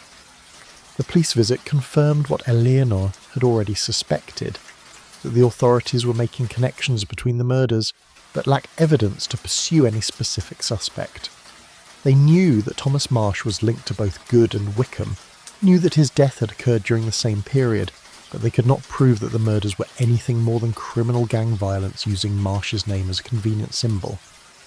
Eleanor was not a suspect, merely a potential witness, someone who might have information but appeared to have none. The traumatized orphan, the silent shop girl, the object of pity rather than investigation. But the police attention meant that Eleanor would need to be even more careful with Albert Cross. The authorities were now actively looking for patterns, watching for additional murders that might fit the emerging profile. Cross himself would be on high alert, would have heard about both deaths by now, would understand that he was being hunted. He might have already fled London, might have gone to ground somewhere Eleanor could not find him, or he might have decided to turn hunter himself, to actively search for whoever was killing his associates before they could reach him. Eleanor spent 2 days conducting careful reconnaissance, trying to locate Cross and assess his current situation. She learned from a careful questioning of Mrs. Keating, who knew everyone's business in the neighbourhood, that Cross had indeed disappeared from his usual haunts on Commercial Road. No one had seen him for several days. Some people said he'd gone north to Manchester. Others claimed he had taken a ship to Ireland. The pawnshop owner, who usually allowed Cross to conduct business from his doorway, reported that Cross had not appeared since the day Wickham's body had been discovered in the Thames. Eleanor considered the possibility that Cross had truly fled, that he had abandoned London and whatever business interests he maintained here. If this was true, finding him would be extremely difficult, perhaps impossible. She could not pursue him across the country or overseas. Her resources were limited, her knowledge confined to London streets. But she also thought it unlikely that Cross would simply run. Men like Cross had reputations to maintain, territories to defend, business relationships that could not be easily abandoned. More likely he'd gone to ground somewhere in London, had found a safe house where he could wait while determining the nature and source of the threat. The question was how to draw him out. Eleanor could not use the same method she had used with Wickham. Cross would not respond to a mysterious message promising information. He would assume any such message was a trap and would avoid it accordingly. She needed something that would overcome his caution, something valuable enough or threatening enough to force him into the open. She spent hours thinking about this problem, lying awake in her narrow bed, staring at the water-stained ceiling, examining possibilities and discarding them one by one. The solution came to her on the 4th day after the police visit. She would not try to draw Cross out directly. Instead, she would create a situation where Cross believed he was hunting her rather than the reverse. She would make herself visible, vulnerable, apparently unaware of the danger she was in. Cross would learn that the silent Chandler's daughter was still living alone above the shop, would understand that she was the common connection between himself and the 2 dead men, would conclude that eliminating her was necessary for his own safety. He would come to the shop, would come quietly and carefully, would come expecting to find an easy victim. And Eleanor would be waiting. The risk was considerable. If Cross came prepared, if he brought others with him, if he approached with sufficient caution, Eleanor might not be able to overcome him as she had overcome Good and Wickham. But she saw no alternative. She could not spend months or years searching for a man who knew he was being hunted. She could not live in constant fear that Cross might find her before she found him. Better to control the circumstances, to choose the ground, to make him come to her where she had every advantage that careful preparation could provide. She began by making herself conspicuous. She spent more time in the shop window, visible to anyone passing on Whitechapel Road. She made a point of leaving the shop each evening around dusk and walking to the market on Commercial Street, taking the same route at the same time, establishing a pattern that could be observed and noted. She wanted Cross to see that she was alone, unprotected, apparently oblivious to any danger. She wanted him to feel confident that he could approach her without difficulty, that removing this potential witness or threat would be simple and safe. While making herself visible, Eleanor also prepared the shop and workshop for what she knew was coming. She oiled the hinges on the back door that opened into the alley, ensuring it would open silently if someone tried to enter that way. She removed the bell from above the front door so that it would no longer jangle when opened. She positioned a chair in the workshop near the window, angled so that she could see both the front and back entrances, while remaining in shadow herself. She prepared lengths of twine and tested them for strength. She sharpened her father's razor one final time, honed the blade until she could shave hairs from her own arm with the lightest touch. She also prepared other tools, a heavy iron poker from the stove, positioned where she could reach it quickly, a bottle of lamp oil that could be thrown and ignited if necessary, a kitchen knife not as sharp as the razor but serviceable, hidden beneath a cushion on the chair where she would wait. She thought through scenarios, imagined different ways Cross might approach, planned her responses to each possibility. She could not predict exactly what would happen, but she could prepare for the most likely variations, could give herself options and backup plans. On the evening of November 18th, 11 days after she had killed William Good, and 7 days after James Wickham's body had surfaced in the Thames, Eleanor closed the shop at the usual time and made her usual walk to the market. She purchased bread and a small piece of cheese, exchanging nods with the vendor who had long since given up trying to engage her in conversation. She walked back to the shop slowly, allowing anyone watching to see her route clearly, to note how alone she was, how vulnerable. She let herself in through the front door, lit a candle in the shop window as she always did, then climbed the stairs to the rooms above. She did not light any candles in the kitchen or workshop. Instead, she moved through the darkness to the chair she had positioned earlier, sat down, and began her vigil. She had no certainty that Cross would come tonight, or tomorrow night, or any specific night. But she knew he would come eventually. Men like Cross did not leave loose ends, did not tolerate threats to their safety and reputation. He would come, and Eleanor would be ready. The hours passed slowly. The sounds of Whitechapel gradually diminished as the night deepened, voices fading, footsteps becoming less frequent, the eternal background noise of the city settling into the quieter rhythms of darkness. Eleanor sat motionless in her chair, the straight razor in her lap, her eyes moving between the two entrances, her breathing slow and controlled.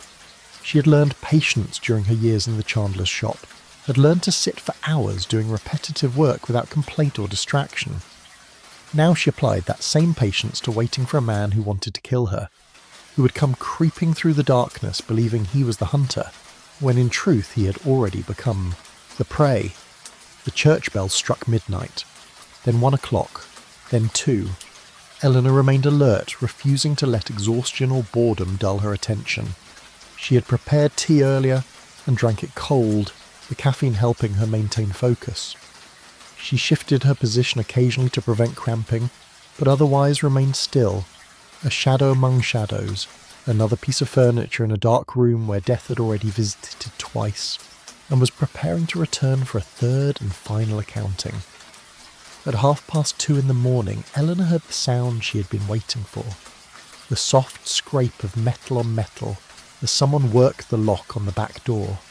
The sound was barely audible, the work of someone experienced with such tasks, someone who had broken into buildings before and knew how to do it quietly. Eleanor's grip tightened on the razor, but she did not move otherwise. She simply watched as the back door opened slowly, revealing a darker darkness beyond, and then a shape moving through the opening, low and careful, entering the workshop with the cautious patience of a professional. Albert Cross had come at last. The hunt was entering its final phase.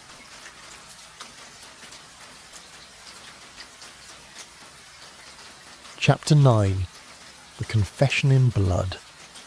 Cross moved through the workshop with surprising grace for a man his size, each step placed carefully, his weight distributed to minimize sound. Eleanor watched him from her position in the chair, her form concealed by shadow, her breathing so shallow and controlled that it produced no detectable noise. Cross paused inside the door, allowing his eyes to adjust to the darkness, his head turning slowly as he surveyed the space.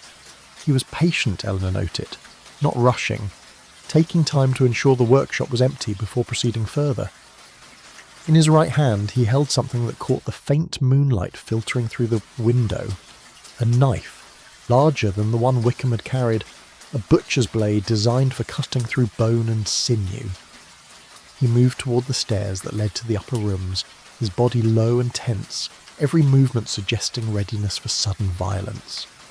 Eleanor let him take 3 steps, 4 steps, 5, allowing him to commit fully to his path, to believe he was unobserved and in control of the situation. Then she spoke, breaking the silence she had maintained for weeks, her voice quiet but clear in the darkness. "Mr. Cross." The effect was immediate and dramatic. Cross spun toward the sound, his knife coming up, his body dropping into a crouch. For several seconds he remained frozen, searching the darkness for the source of the voice, unable to locate Eleanor in her shadowed position. Eleanor rose from the chair slowly, the straight razor held low at her side where it would not catch the light, and took 2 steps forward so that the moonlight from the window illuminated her face and upper body. Cross's eyes found her, and Eleanor watched as recognition flashed across his features, followed by confusion and then a cold calculating assessment.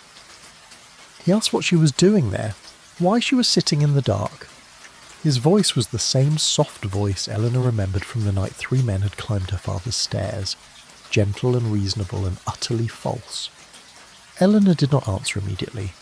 She simply looked at him with those grey eyes that had watched him beat her father, that had memorised every detail of his appearance, that had spent weeks planning exactly this moment. Cross took a step toward her, the knife still raised, and asked again what she thought she was doing. Did she know who he was? Did she understand the mistake she was making? Eleanor spoke again, her voice still quiet but with an edge, now that had not been present in her first words. She told him that she knew exactly who he was. She knew his name was Albert Cross. She knew he collected debts for a moneylender on Commercial Road. She knew he had come to her father's workshop with William Good and James Wickham on the 6th of November and had ordered Wickham to beat Thomas Marsh until he paid money he did not have or agreed to sell his daughter to men who would use her until she broke. She recited these facts with the same methodical precision she brought to making candles, a simple catalogue of events and consequences. Cross's expression shifted again, wariness becoming something harder and more dangerous. He asked if she knew what had happened to Good and Wickham. Eleanor said that she did. Cross took another step forward, closing the distance between them to perhaps the 8 feet, and asked directly if she had killed them. Eleanor confirmed that she had. She described cutting Good's throat while he lay drunk and helpless in his lodging-house bed.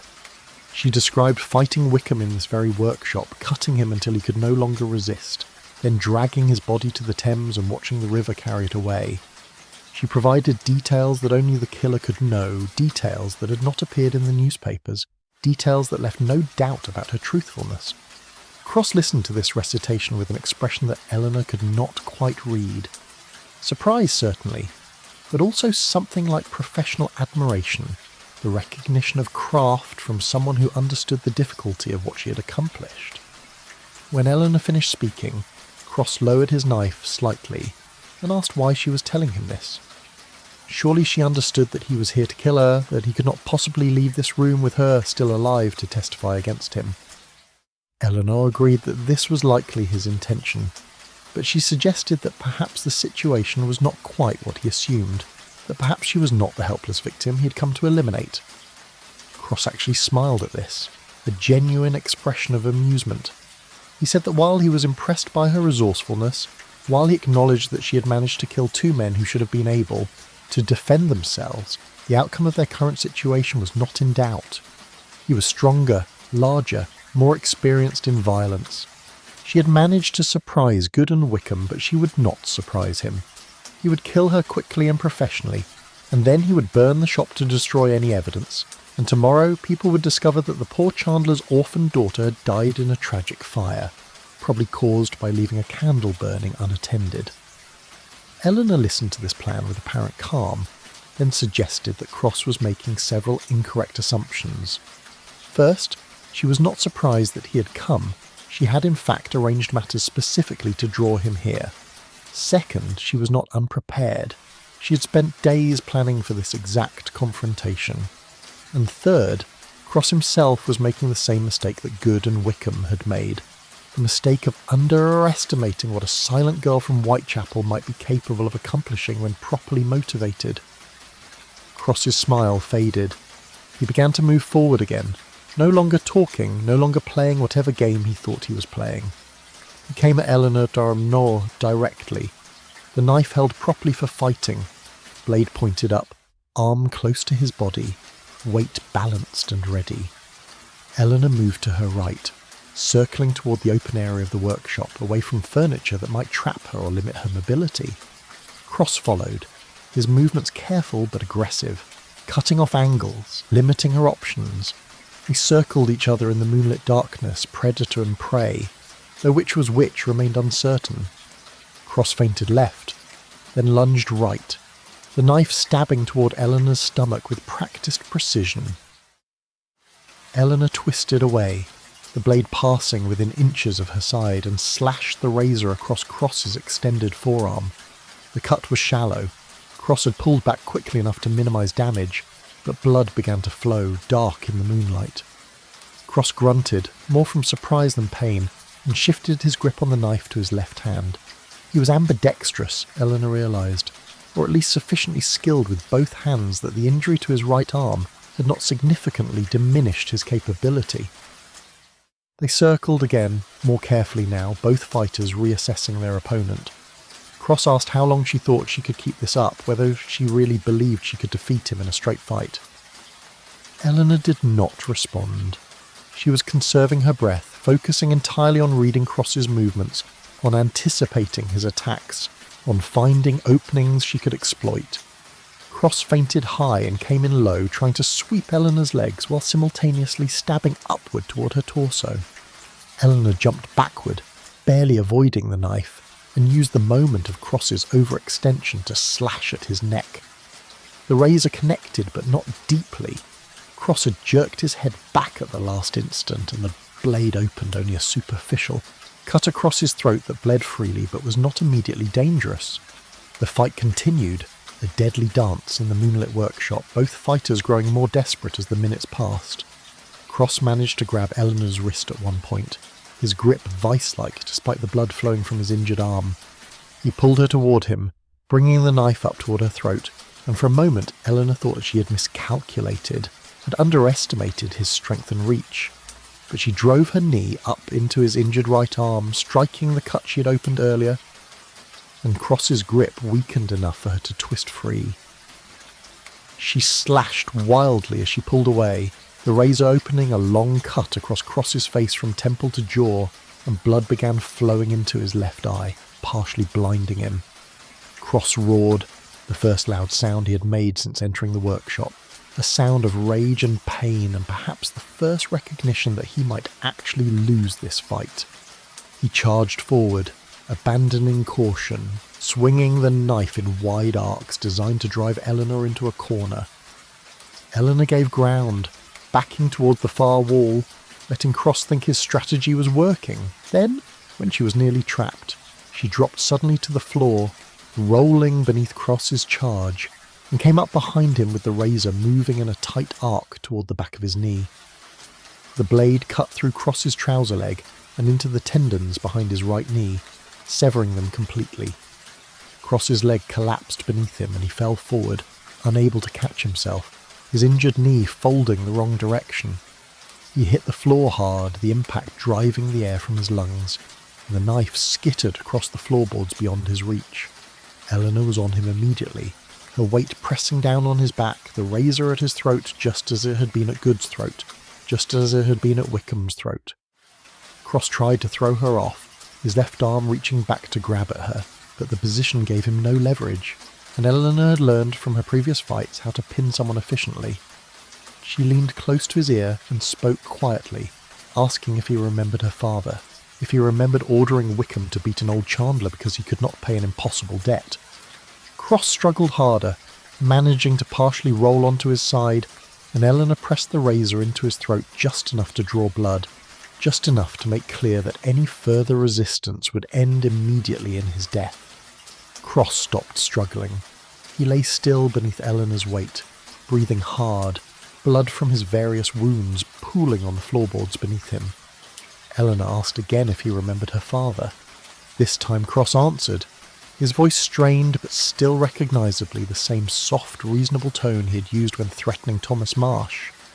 He said that he remembered, that he had beaten or ordered beatings of dozens of men who could not pay their debts, that this was simply business, nothing personal, just the necessary enforcement of agreements people had freely entered into.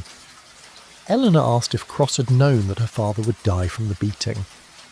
Cross said that he had not intended for the old man to die, that Wickham had perhaps been more enthusiastic than necessary, that Thomas's weak lungs had been unfortunate but not Cross's fault. Eleanor asked if Cross felt any remorse, any guilt for having killed a man whose only crime was being too poor to repay money borrowed during desperate times. Cross laughed, a wet sound given his position and injuries, and said that remorse was a luxury for people who could afford it, that in Whitechapel you survived by being harder than those around you, or you did not survive at all. Eleanor sat back slightly, the razor still at Cross's throat, but the pressure reduced. She asked what Cross had planned to do with her that night 3 weeks ago when he had looked at her with those pale, calculating eyes and suggested she might work off her father's debt.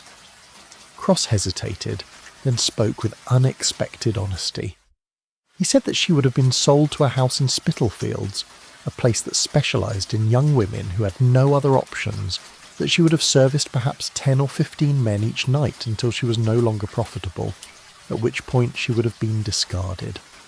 He explained this in the same reasonable tone, as though describing weather or market prices, facts of life that required no moral judgment. Eleanor asked how long Cross thought she would have lasted under such treatment. Cross considered the question seriously, then estimated perhaps 6 months, maybe a year if she was unusually resilient. Eleanor absorbed this information without visible emotion, then asked one final question. Did Cross understand now why she had killed Good and Wickham and was about to kill him? Did he understand that this was not about money or revenge or anything as complicated as justice, but simply about the fact that he and his associates had destroyed the only person she had loved in the world and had planned to destroy her as well? And that allowing such things to go unanswered would mean accepting that life was meaningless and cruelty was inevitable and nothing anyone did mattered. Cross was silent for several seconds, perhaps actually considering the question, perhaps simply trying to think of the words that might save his life. Finally, he said that he understood, that if their positions were reversed he would probably do the same, that he held no grudge against her for what she had done or was about to do. This was simply how the world worked in places like Whitechapel. You tried to survive, and sometimes you succeeded and sometimes you failed. And the only real crime was weakness. The only unforgivable sin was allowing yourself to be destroyed without fighting back. Eleanor accepted this answer with a small nod, though Cross could not see the gesture. She told him that she would make it quick, that unlike what had been done to her father, unlike what had been planned for her, she would not prolong his suffering. Cross thanked her for this small mercy, and Eleanor was not certain whether he was being sincere or sarcastic. Then, without further words or ceremony, she drew the razor across Albert Cross's throat with the same smooth, efficient motion she had used on Good and Wickham, opening the carotid artery completely, ending his life in less than a minute. She remained kneeling beside his body for several minutes after he stopped moving, making certain he was truly dead, allowing herself a moment to simply breathe and feel the weight of what she had done lift slightly from her shoulders. 3 men, 3 deaths to answer 1 death. The mathematics were complete, the debt paid in full. Eleanor felt no triumph, no satisfaction, no sense of accomplishment. She simply felt tired, hollowed out, as though she had been running for weeks and had finally been allowed to stall. She rose stiffly and began the familiar work of cleaning up after violence. She wrote for Thomas Marsh on a piece of paper and placed it on Cross's body. She carved the same T mark into the floorboards, deeper this time, more deliberate. Then she wrapped Cross's body in canvas just as she had wrapped Wickham's, dragged it down the stairs with the last of her strength, and pulled it through the darkness toward the Thames, where the river waited patiently to accept this final offering. The sky was beginning to lighten as Eleanor returned to the shop. Dawn was perhaps an hour away, enough time to clean the workshop, to scrub the bloodstains, to restore everything to order before daylight brought customers and questions. She worked methodically, her movements automatic, her mind elsewhere. When she finished, when every trace of the night's violence had been erased, Eleanor climbed the stairs to her small room, lay down on her narrow bed, and finally allowed herself to sleep. Chapter 10. The Morning After Silence. The discovery of Albert Cross's body created more sensation than either of the previous murders, primarily because Cross had been more widely known, and because his death completed a pattern that even the most incompetent investigator could no longer ignore. The Thames delivered his corpse to the steps at Wapping on November the 21st, 3 days after Eleanor had cut his throat in the workshop above the Chandler's shop. By then the newspapers had begun calling the killer the Whitechapel Avenger, and speculation about the murders dominated conversation in public houses and market stalls throughout the East End. Inspector Davidson returned to the Chandler's shop on the afternoon of November the 22nd, this time alone, his grey face even wearier than it had been during his previous visit. Eleanor admitted him and led him upstairs to the kitchen, where they sat at the same scarred table, in the same chairs they had occupied 2 weeks earlier. Davidson did not bother with preliminary pleasantries. He told Eleanor directly that Albert Cross had been found dead in the Thames with his throat cut, and the now familiar message carved into the floorboards of whatever location he had been killed. Though the body had been moved, the cuts in the flesh where the razor had carved through skin to reach bone suggested the message had been created while Cross was either dead or dying. The inspector asked Eleanor where she had been on the evening of November 18th. Eleanor wrote a note indicating she had been in the shop and then in her room above, as always, alone. Davidson asked if anyone could confirm this. Eleanor shook her head. The inspector sighed deeply and ran his hand across his face, a gesture of exhaustion and frustration. He told Eleanor that he knew she had killed these 3 men, knew it with the certainty that came from 25 years of investigating murders in London's worst neighbourhoods. He could see it in her eyes, could read it in her careful evasions, could feel it in the absolute stillness with which she sat listening to his accusations. But knowing and proving were different things, Davidson continued. He had no physical evidence connecting Eleanor to any of the 3 deaths. No witnesses had seen her near Good's lodging house or near the locations where the bodies entered the Thames. The messages carved at each scene pointed to her dead father, not to her, even if Davidson arrested her and brought her before a magistrate. Even if he testified to his certainty of her guilt, no court would convict based solely on an inspector's intuition and the circumstantial connection between the victims and Thomas Marsh. The case was closed by incompleteness, sealed by the very thoroughness with which Eleanor had planned and executed her vengeance. Davidson asked Eleanor directly if she had killed Good, Wickham, and Cross. Eleanor looked at him for a long moment with those grey eyes that showed nothing, then picked up her pencil and wrote a single word on the paper between them. No. Davidson stared at the word, then at Eleanor's face, then back at the paper. He told her that he did not believe her, that he thought she was lying, that he suspected she was capable of far more violence than anyone would imagine from looking at her slight frame and silent demeanour. But suspicion was not evidence, and belief was not proof. And without either he had nothing except the certainty that 3 brutal men were dead, and the world was probably better for their absence. The inspector rose from the table and walked to the window, looking out over Whitechapel Road where the usual traffic of carts and pedestrians flowed in both directions. He told Eleanor that he would not pursue the investigation further, that he would file a report suggesting the murders were the result of criminal gang conflict, and that the perpetrator or perpetrators had likely fled London or were themselves dead. This conclusion would satisfy no one, but would allow the case to be officially closed, would remove pressure from his superiors, would let everyone involved return to the more pressing business of preventing future crimes rather than solving past ones.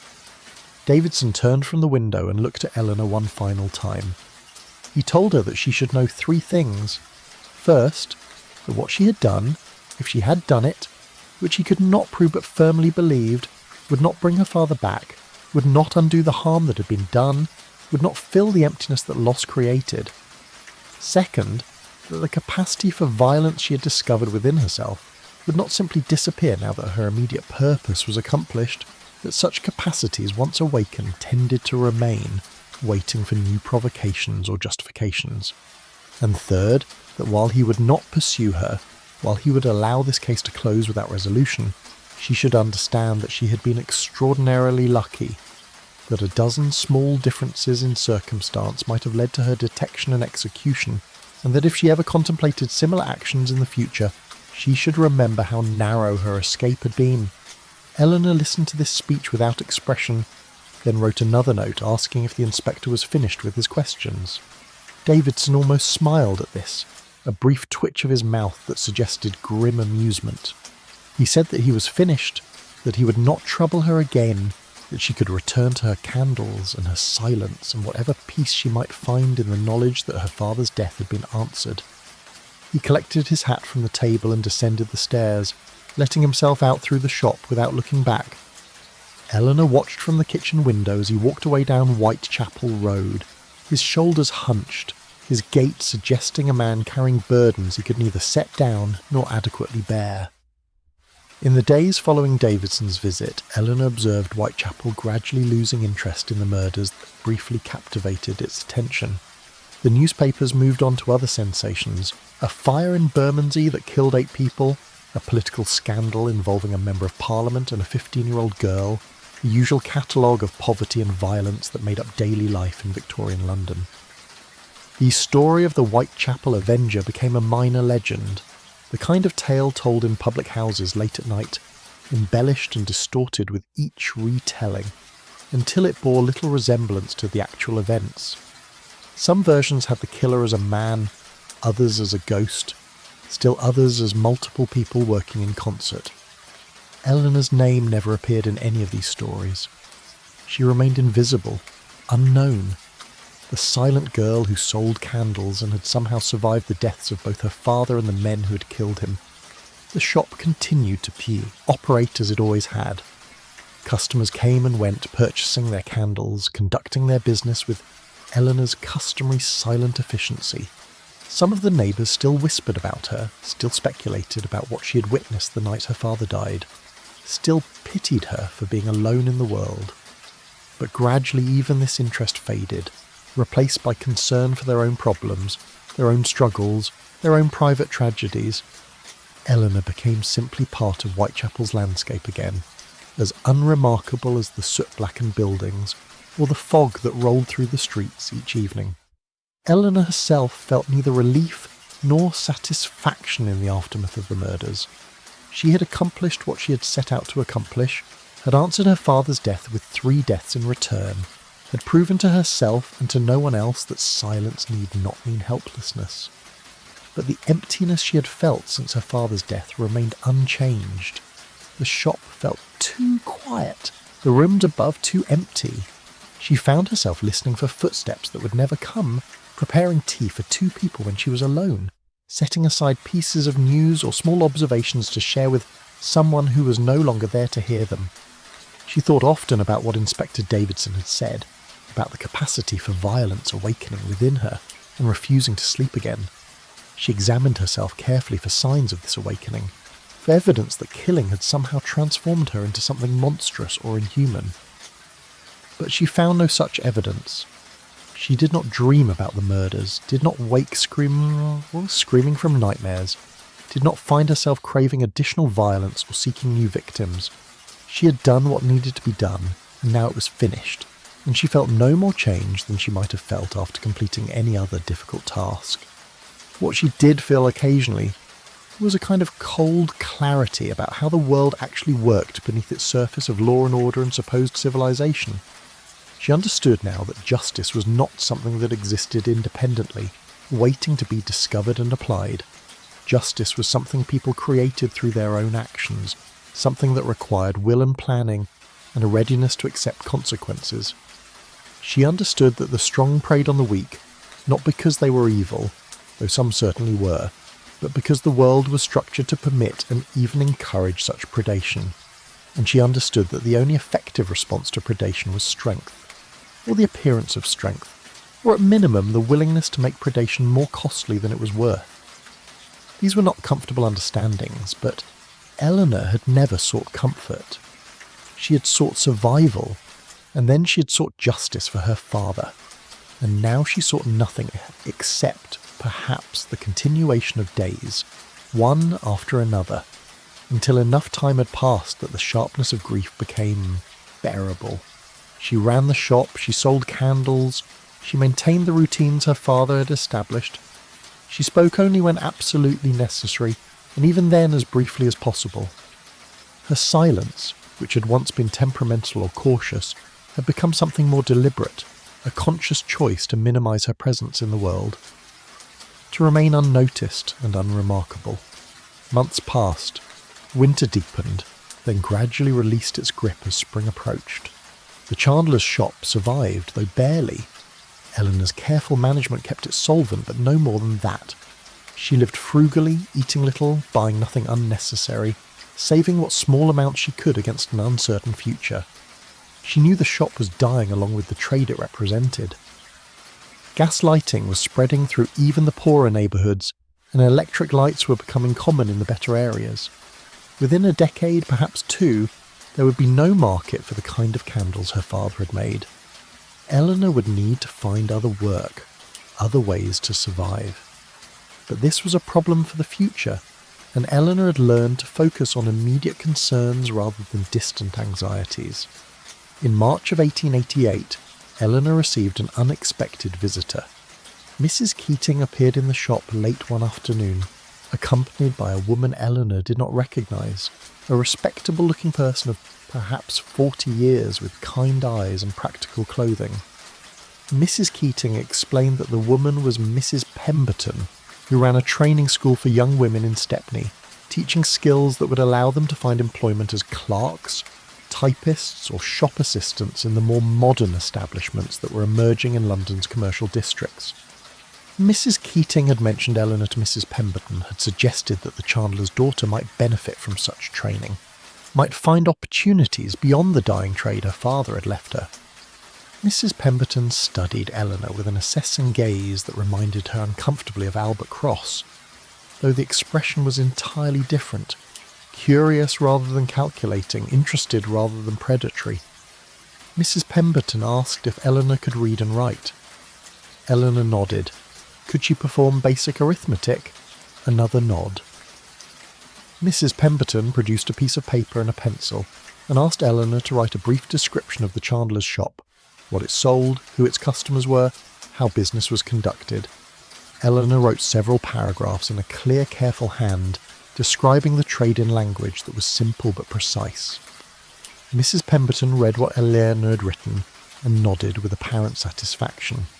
She told Eleanor that the training school had openings for new students, that the course lasted 6 months and cost nothing. The expenses were covered by a charitable foundation established by wealthy women concerned with improving opportunities for their less fortunate sisters.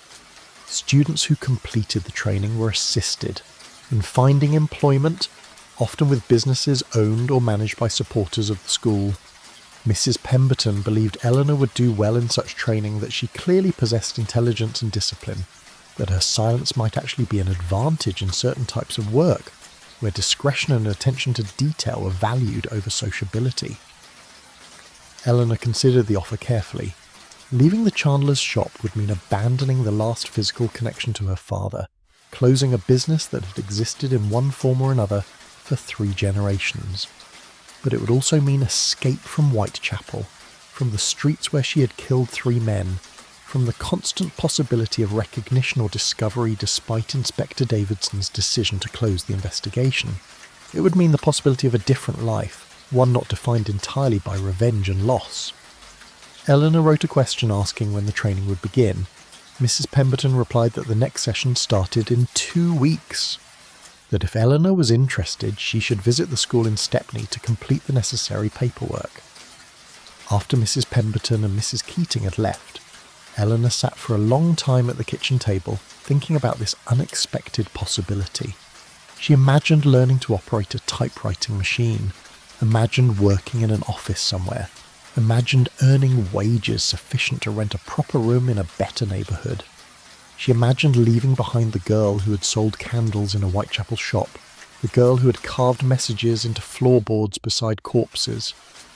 She imagined becoming someone else entirely, someone whose past was sealed and inaccessible, someone who had simply emerged fully formed from nowhere with skills and references and no history that needed examination. The decision, when she finally made it, felt both momentous and inevitable. She would close the shop, would sell the remaining inventory for whatever she could get, would accept Mrs. Pemberton's offer of training. She would leave Whitechapel and never return, would abandon the streets and buildings that held every memory of her father and her crimes. She would become a clerk or a typist or whatever employment could be found for a silent young woman with excellent penmanship and no past. She would survive, as she had always survived, by being patient and careful and willing to do what needed to be done. On a morning in late March, Eleanor locked the door of the Chandler's shop for the final time. She had sold the inventory to another Chandler in Bethnal Green, a younger man who believed he could keep the trade profitable for a few more years. The furniture and equipment she had either sold or given away. The rooms above the shop had been emptied of everything except dust and ghosts.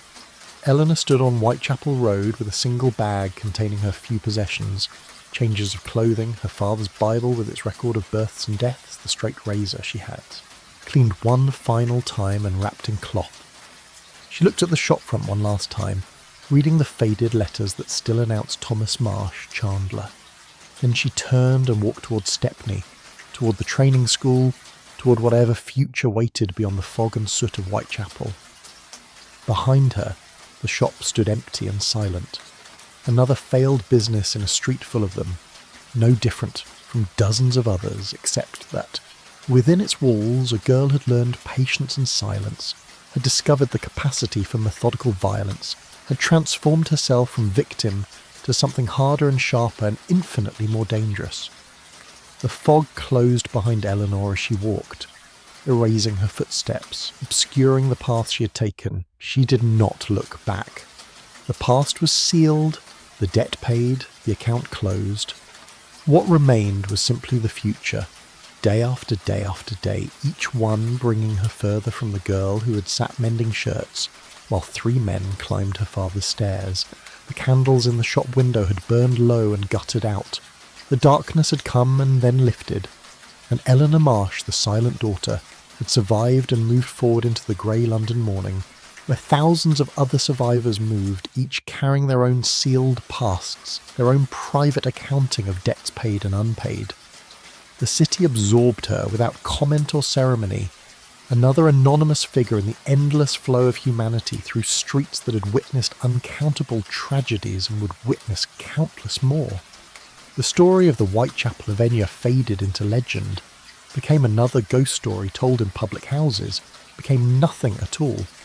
And Eleanor, who had been the protagonist of that story, became simply another young woman learning to type, another clerk finding employment, another survivor making her way through Victorian London, with silence as her shield and patience as her weapon, carrying always the knowledge of what she had done and what she was capable of doing, should necessity ever require it again. The bells of Whitechapel struck 9 as Eleanor disappeared into the morning crowds, and the sound followed her for several blocks before fading entirely, leaving only the ordinary noise of a city waking to another day of survival and struggle, and small persistent hopes against the eternal darkness.